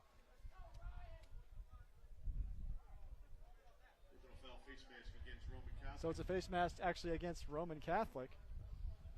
And I think it was Jerome Best that got called for that. So once again, another Cahillite penalty. So Malvern, I know of at least 2 penalties they've committed. Again, the one that led to a score for Roman Catholic, a 15-yard penalty in the first, and then they had a holding call late in the first half. But since then, I really can't think of too many that would stand out. I think that's been it for the entire game, actually, Kevin. I think it's just those 2. So it'll be first down and 10 from the 40 on the first official play of the drive. And nice push by the front line of Roman Catholic. C.J. Mole in there, the junior, only 5'6", 150. Running back and strong safety. McGuire's back in the game at running back. And you may have said this earlier, Chris, so I apologize, but boy, between the punishing style of Guerrera and the strength of McGuire, who is a very patient runner as we've seen, finding the holes, and then the speed of a Watson, that's a lot to deal with, a lot of different looks. Yeah, a lot of versatility there. McGuire's more of a short distance goal line kind of runner who could power forward. Good job staying on his feet there, getting pushed out of bounds at the 45-yard line by Duran McCallie. Did you see him palming that ball here on the sideline, just faking a couple throws, Kevin? He's got such big hands for a 17-year-old kid. And you mentioned the age there. I do want to harp on that, too. Coach Guerrero said he handled the recruiting process so well, because for some kids, it can get to their heads. When you got Alabama, you got Clemson, you got Ohio State. And you looked at his announcement of where he was going to school in McGuire, and has had such a cool head and been very mature throughout the whole process. He's come across as very mature, very humble kid throughout his career at Malvern. 3rd down and 5 upcoming. Final 17 seconds of the third. McGuire's met in the backfield. Boy, Roman snuffed that one out. They knew that what was coming. Yeah, all over that run play, but that will take us to the 4th quarter. So I think Malvern just content with getting the clock running here as we approach the end of this game. 35-17, Malvern Prep over Roman Catholic. One more quarter to play from Wildwood. You're watching SFBN's presentation of Malvern Prep football.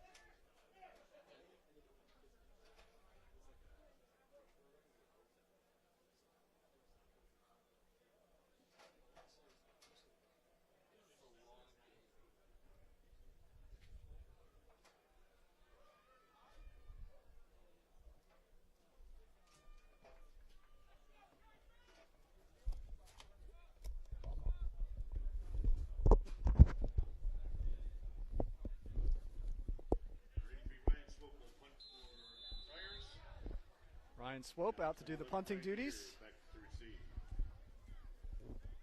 Again, Roman Catholic 0-1 on the season. First game of the year for the Malvern Prep Friars. It is a muff punt by Ryan Reeder. And it will be recovered by the Friars. And the referee even got involved in that play a little bit. It looked like he kicked him on the foot as the ball was loose on the ground.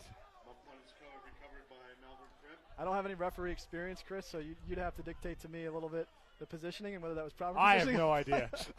So I will keep my mouth You shut know, there. one of my buddies, Carter Kaplan back at Drexel, would know that one. Big referee guy. Or our man, Jack Cap, would know that for sure. We'll have to give him a call.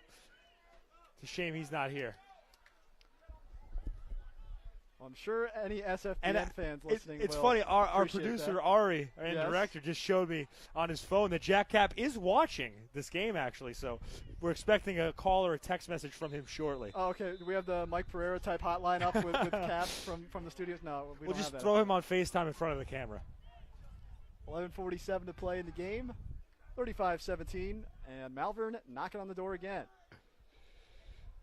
It is up the right side, and they cannot get into the end zone. Guerrera already with 2 touchdowns tonight.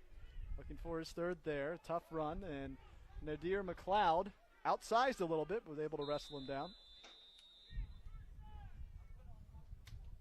So 2nd down and 1 after the gain of about 2. 2nd down and goal for Friars. Well, this will be pretty easy. If Malvern scores here, this will be another short drive.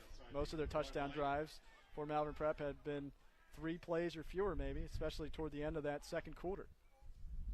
They go back to Guerrera. He'll walk this one in. That's easy. 3rd touchdown of the game for Nick Guerrera. A 1-yard run with 11:02 to play. Yeah, Guerrero having a big night. A huge fantasy night. And I wonder how many points he'd be scoring if you had him on your roster. Do not. There's probably people out there who do fantasy for prep schools, but 11:02 to play, 41-17. I think you're at that point, though, Chris. It's funny that you mentioned that with all the points that they're scoring. And not necessarily fantasy, but personal points. It's Guerrero. You know, he's got those stats. Players love the stats. He's getting a chance to shine at running back after he's worked very hard at linebacker, works his tail off. Connors to attempt the extra point. Again, nothing. the nephew of head coach Dave Guerrero. Whoa. Tough footing there. Slip, and it's still good. Extra point is good. There's PAT made there. Henry Connors, the junior out of Malvern. Yeah, and they're loving that here on the Malvern His first sideline. chance to deal with that footing. Malvern soccer was actually in the area today. Saw them playing about a block over at Wildwood. I believe taking on Conwell Egan. So a nice opportunity on this Labor Day weekend for the Malvern community, the Brotherhood, to enjoy Wildwood. Almost felt bad, Chris, for everybody that was coming up here for this weekend because of the rain, and luckily it's held off for at least the Malvern faithful. Oh, it's been incredible tonight. It was pouring on my drive down the whole way, and as soon as I got here, right around game time, it just stopped. So we've been very fortunate tonight, and I got to say, this facility is pretty cool. You got a football field, obviously, that we're at right now, some basketball courts over there. There's a soccer field. Looks like there's a baseball field as well. So a real cool facility down here in Wildwood. Well, West, we got to say, was perfect with his PATs. 7 made, and then his Connors there drills that one after the 3rd touchdown by Guerrera. It took only 3 plays for Malvern. And after the muff punt, they were able to get into the end zone. 3-yard drive. And about 45 seconds as the football falls off the tee. So they'll have to right that ship. We were talking over the break, Chris, about whether or not you start thinking about pulling the starters. And the way that Roman Catholic has played, and especially with that explosive 70-yard interception return, you almost have to keep them in just to keep things safe if you're the Malvern squad. That bouncer is almost fielded. Got to be careful if you're Roman Catholic. It is taken by Noah Kenzie. That one wasn't easy. And again, a lot of that action has been on that side of the field, the muddy side, the west end of the field. Yeah, it had an effect on Malvern in the 1st quarter, and now it's having an effect on Roman Catholic here in the 4th. But back to the topic of the starters. I think this is, at this point, going into the 4th quarter with the lead being what it was, I think maybe you keep your starters on the field, but now I think you start letting some of your younger guys get some experience here, resting up your key players for next week. Well, this is a team that had a tune-up in DePaul, but also you want to get your guys comfortable for the season ahead. And I'm sure the players don't want to come out. Calling signals is Robinson. They'll hand it off again while the Cahillites. Man, it's been tough. They have not been able to throw the ball, so we've just seen a lot of runs, and Malvern has been all over it. Yeah, just a sea of white met him in the backfield, and nowhere to run there. So, as you mentioned, it's been a struggle. Roman Catholic has not had any air game today, and Malvern Prep is keyed in on the run. They haven't really had to do anything else. The hometown kid, Justin Roberts, a junior, he made that last stop. Well, usually multiple white shirts make the stop, but I'm trying to go with the first that I see. This is a really disciplined defense, at least tonight, from what we're seeing. Burton again, burst of speed, breaking out into the secondary, fights off another tackler across the 30-yard line, down and drilled at the 40 by Nathan Dollar. I'll tell you what, this Burton kid is impressive. I wouldn't be surprised if he's at a Division I school by the time he is a freshman in college 2 years from now. I've been very impressed by Burton. He has carried this Roman Catholic team throughout the night against a very solid Malvern Prep defense. Right around the 24, 25 yards on that gain up to the 40, and that's the third first down of the second half for Roman Catholic. Malvern, the stats that we had, 3-4-1 all time in the series against Roman. Up the middle, and then a handoff to Mole, and he is stopped at the 40, no gain. Michael Buono. 20, C.J. Mole on the carry for the Candlelights. I don't want to start looking ahead yet, Chris, with 9:18 still to play, 42-17 the score, but I think we will a little bit. We look ahead to the next couple opponents. You got LaSalle, you got McDonough, you got Berks Catholic. These are all good schools, and so we take what we've seen today, and I think it's more of the same for Coach Guerrera in what he was looking to improve upon.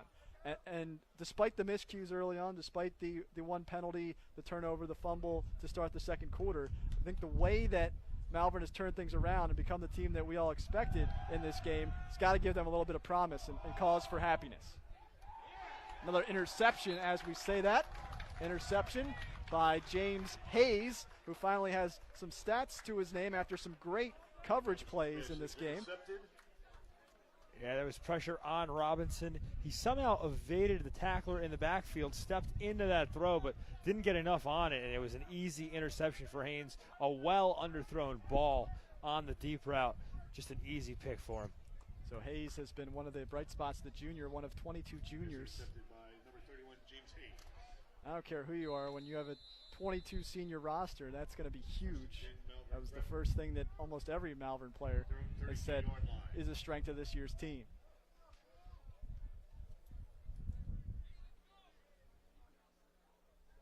And we're going to see a new signal caller out there. With 8:43 to play, it is John Boyle, one of those seniors. Take the run to the near side. Tough run by James Hayes, who once again makes the interception and goes right out there and runs the ball. That was a good run. Found the hole on the left side of the line, burst through for a first down pickup. And that's exactly what Malvern Prep wants.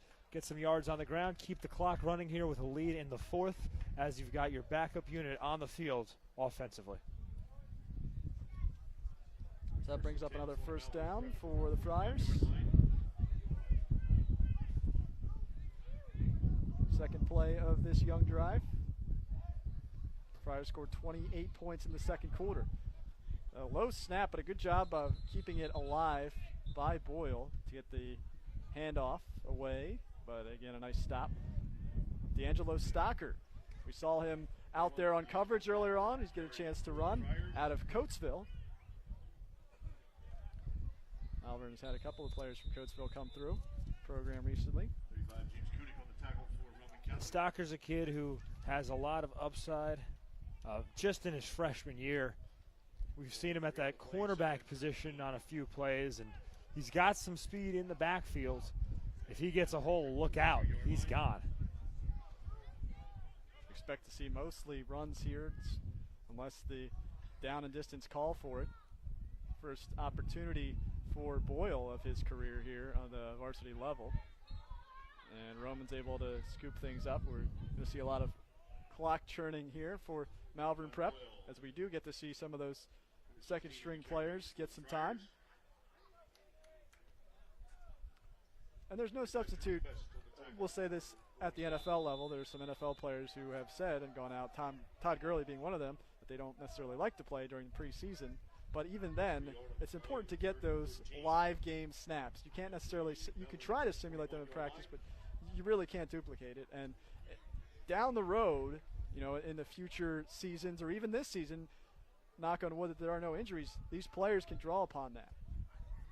Certainly, I think you've seen it the last couple of years in the NFL. Offensive production's down the first couple of weeks just because players are struggling, playing less and less time together in the preseason. They're struggling to find a rhythm early on. Offense typically picks up by week 2 or 3 in the National Football League. That will bring up a fourth down, so a 3 and out for Malvern with 6:13 remaining in this SFBN broadcast of Malvern Prep football, brought to you by Granite Run Buick GMC of Media. Ryan Reeder, 5'10", 170-pound senior, will receive for Roman Catholic. And that's a high punt from Swope. Bounces at the 20-yard line. And it will be downed over there by William Carlini. So Roman Catholic will turn things back over. And it's safe to say, you mentioned the first contest for the Cahillites, and it was Robinson who went 10-21 for 227 yards and 2 touchdowns, but not today. They have really not been able to muster any kind of passing game. Brian Burton had 4 touches for 32 yards in that first game, the 38-20 loss at Conwell Egan last week. And in this game, it's safe to say he's eclipsed that. Burton has been the standout player, along with Flaherty at the kicker position for sure. Definitely, and it'd be interesting to see what his stat line is when we get the official numbers after this game is over, because he's got to be close to, if not over 100 yards. He's over 50 for sure. I'll start easy. Fair enough. I mean, but if you count the interception for 6, might be close to 200 yards. There's Burton again. He's trying to get there and prove you right as he spins out past the 30-yard line. Stocker's out there. He was one of the white shirts on the far sideline to push him out of bounds. 5:36 and counting. The clock stopped.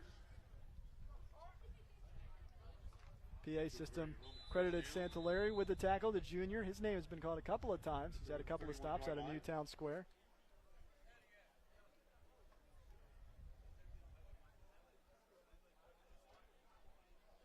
Santalari on the far side of your picture. In the slot there, and Stocker is wide. Hand off tackle, tripped up in the backfield. Jack Carpenter, the junior out of Springfield, with the stop.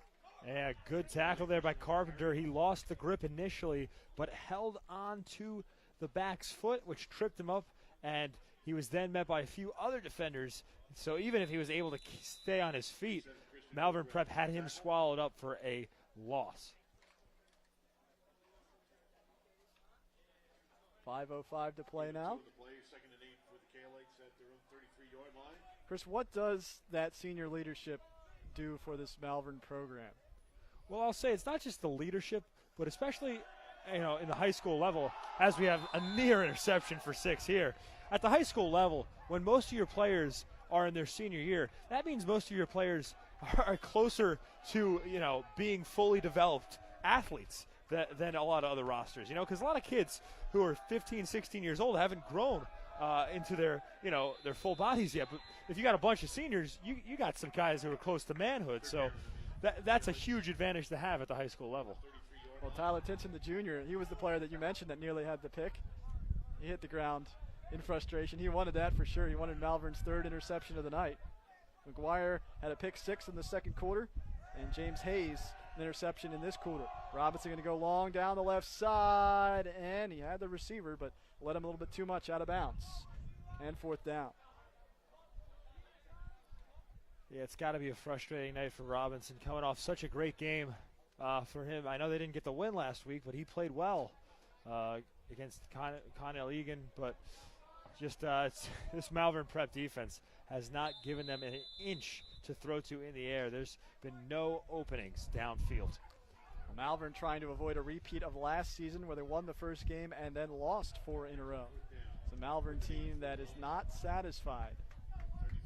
And of course, they've won a couple of titles in a row in the Interact, but they want to also have an unblemished non-league record, and it's going to be tough with the schedule that they have upcoming for sure, but could be off to a very good start as a tackle in the backfield made on that play by Christian Backrath, the junior out of Collegeville, 5'11", 170 pounds, listed as a tight end linebacker. Yeah, nice tackle there in the backfield. And as I'm looking at the scoreboard, 42-17 is the score, but it's been 42-7.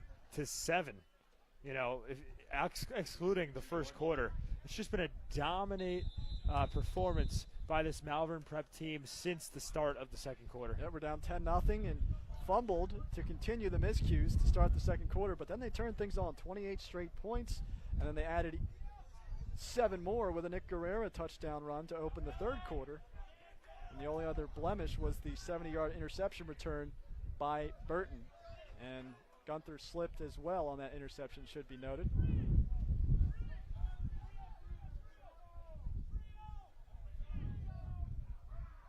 We're going to have to get this play off. The play clock running a little bit low, and Malvern's going to be forced to take a timeout, trying to get things set up. With Boyle at the quarterback position, they were trying to hustle John Gordon, the junior out of Broomall, out there as well. 4:33 to play, 42-17 is your score. Certainly excited to get this season started off and excited to be back in Malvern. Start this thing. Again, we mentioned LaSalle's coming up, and we're pleased to provide all the broadcasts this season on SFBN of Malvern Prep football. So thank you so much for putting up with us and watching what has been a nice performance since the second quarter from this Malvern Prep team settling in.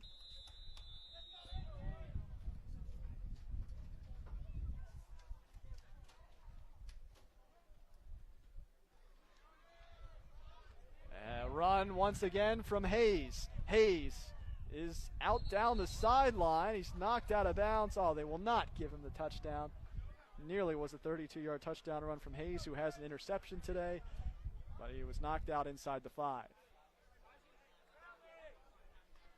So we're going to see what happens here, and I'm going to give you a tough job, Chris Markowitz. I'm going to have to ask you what the play of the game is. So think about that. Mull that over. There are a lot of big plays. We've seen a 50-yard touchdown pass to Iacone. That was big. We've seen a pick 6 as well. I mean, you can make the decision now if you want. Well, I think I'm ready. I'm going to go with the pick 6. I mean, you look at the way this game was panning out for Malvern early on. Roman Catholic had all the momentum. They scored an offensive touchdown at the beginning of the second quarter, did Malvern Prep, but the McGuire pick 6 really turned it around. I want to give that the Stoll Agency play of the game. All right, it has been written.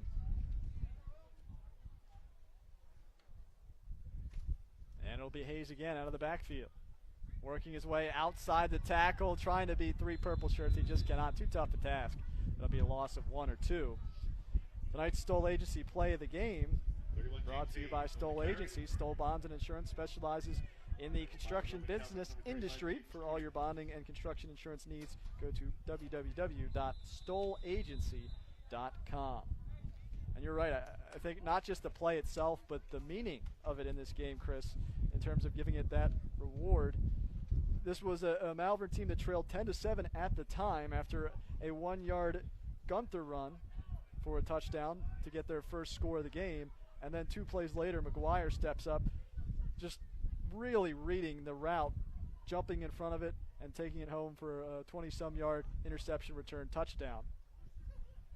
As the handoff will go off the left side again, and Hayes is stopped. Yeah, and it really made up for the penalty that McGuire got charged with in the first quarter. But if you go back to it, remember the body slam that got flagged for 15 yards and ended up costing Malvern Prep a couple points. But McGuire, being the senior leader that he is, he left that mistake in his rearview mirror and had a huge play that really altered this football game. Final 3:05 to go in this game. 5-yard line of Again, Malvern Prep gave up the first 10 points in the first quarter. An 18-yard touchdown run by Burton made it 10-0 with 1:40 remaining in the first stanza. And then a fumbled snap to start the second quarter. Since then, they've really turned it on. 28 points in the second, and they are on fire. As a quarterback keeper, touchdown for Boyle. That's John Boyle, the senior out of Bryn Mawr, 5'10", 170 pounds, and he barrels in on the QB sneak after we saw Hayes get a couple of them. Got to credit the blockers as well, and that will give the seniors on the sideline something to cheer about as well. Certainly will, and that's got to make Boyle's night. Getting a touchdown here in his first game of his senior campaign. And now he'll hold for this kick. And Connor slipped on the last PAT, so we'll see if he can keep his footing here in the mud between the hashes there. Yeah, this is not a give me by any sense of the phrase.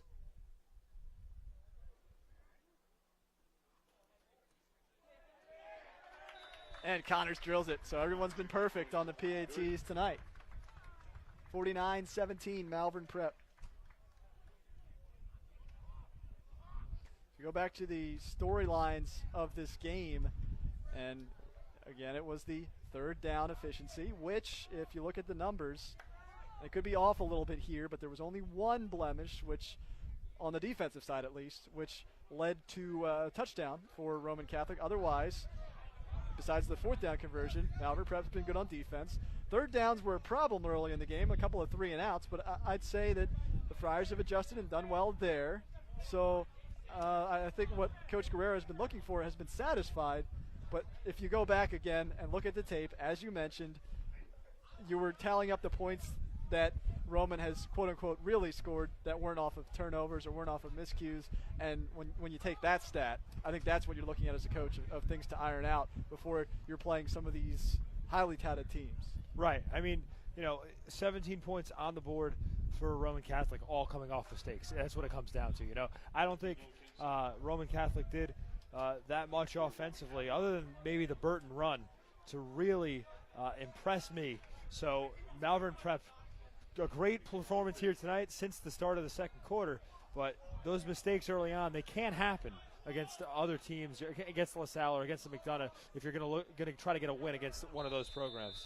And if you were to have a player of the game tonight, I mean, stat-wise, you've got the 3 touchdowns from Nick Guerrero, but I think that's what Coach Dave Guerrero is looking for. Is he doesn't want that one player of the game. He wants that brotherhood. He wants this team unit, this team mentality, and there are a lot of names. As Roman putting together a great run. I should probably pay attention to this as Malvern trying to chase it down the sideline inside the 10 and upended on the far side. That was Mole. The diminutive Mole taking it all the way down to the 15-yard line. Yeah, a great return there. 90-yard return broke there. Free. But anyway, back to what I was saying, that in terms of a team unit, that's another thing that Coach Guerrero has stressed to us, is that it's not just one guy. There's multiple guys who get things done, and there are a lot of different names we called throughout the night. We didn't call one name over and over again. They would run out McGuire, and then they'd run out Guerrero, and Gunther's been solid as well. Iacone, very good pass catching. I could keep going. Defensively, there's been a lot of names as well, and those offensive linemen too. Yeah, I mean, it's tough to give credit to offensive linemen too, watching this game, but they have been pulling and grinding at that line position, opening up holes for the running game, keeping Gunther safe there passing, and everybody on the defense has played exceptionally well tonight. Up the middle and short. Gain of 2. Second down and goal from the 5 with 2:09 to play. 49-17 Malvern Prep. Second half touchdowns. Nick Guerrero, a 30-yard touchdown run on Malvern's first drive of the game, or the half, excuse me, to place 66 yards. Guerrero had a 1-yard touchdown run at the beginning of the fourth. Big turnover and interception by Hayes. And then Boyle had a 2-yard touchdown run very recently as well. Robinson still in the game at quarterback. He'll hand it off. Big hit in the backfield. And it looked like Mitchell Zingani again with the stop. Yeah, that was an unforgiving tackle. It's going to hurt in the morning.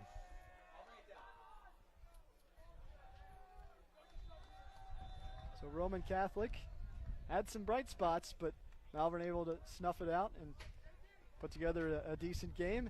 And the other thing we mentioned, the penalties. There was that one early, but the flags were few and far between otherwise for the Friars. Robinson looking left, back of the end zone.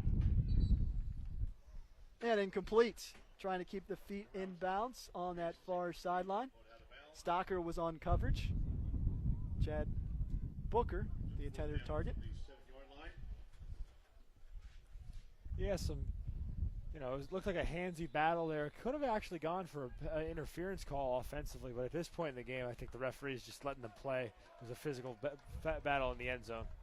Final 55 ticks of the fourth. 49-17 Malvern Prep, looking to cap off their first victory of the 2018 campaign. Robinson, well, that'll draw all the flags. If I had a flag, I would throw it as well on that one, as that was intended for Ivan Thorpe, and covering was Tyler Tinson.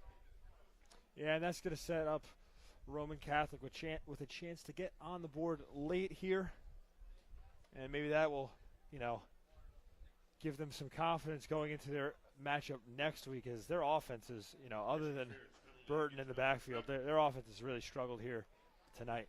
What type of play you calling here, Chris? Well, I think you go to the air just because, you got 4 downs to play with.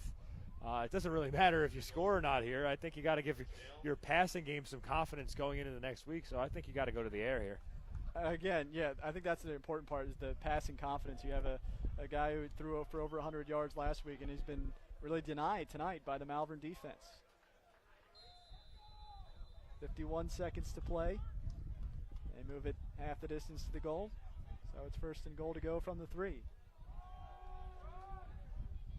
And nice toss play left side. It's snuffed out near the 2 or the 1. And a carry by C.J. Mole, who had that long, round about 90-yard kick return.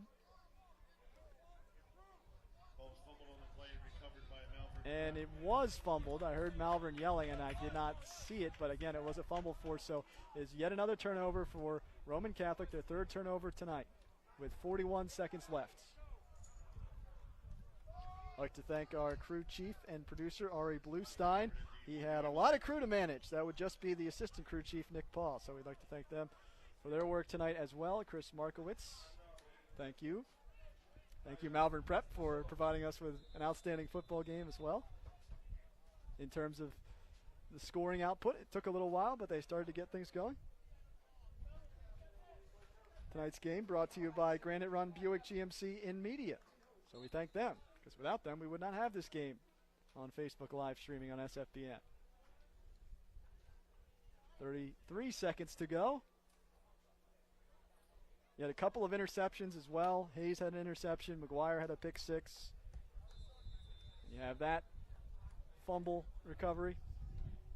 Some hugs on the sideline. And the players in white very excited to open the campaign with another win. However, we must mention they opened last season with a win, then lost 4 straight. So there's a lot of motivation. And this is a team that is a year older, a year wiser. You've got those 22 seniors, and you'll get a couple players back in the near future. Something to build on for sure, and I'm looking forward to this Malvern team this season. Certainly, we saw their talent on full display from the second quarter on. I mean, the first quarter was a struggle, but they cleaned it up. You got to give them credit. They did not make many mistakes after the first quarter, and this is a team that has a lot of potential. They didn't even have Quincy Watson today, who's supposed to be their best key player on offense, their best skill player. So when they get him back, this could be an exciting team to watch on the offensive end of the ball. So Malvern is 1-0, and the Roman Catholic 0-2. Real quick, just the touchdowns tonight. Gunther had a touchdown run. McGuire, touchdown return on an interception. Iacone, a 50-yard touchdown reception. And Guerrera had 3 touchdown runs in all tonight. And then Boyle capping off a touchdown run with 2:38 to play, the second-string quarterback for Malvern Prep. So congratulations to the Friars on their first victory of the season. We will see you for the LaSalle game. Once again, thanks for joining us on SFBN. For Chris Markowitz and the rest of our crew, I'm Kevin Fodinger saying so long and have a good Labor Day weekend.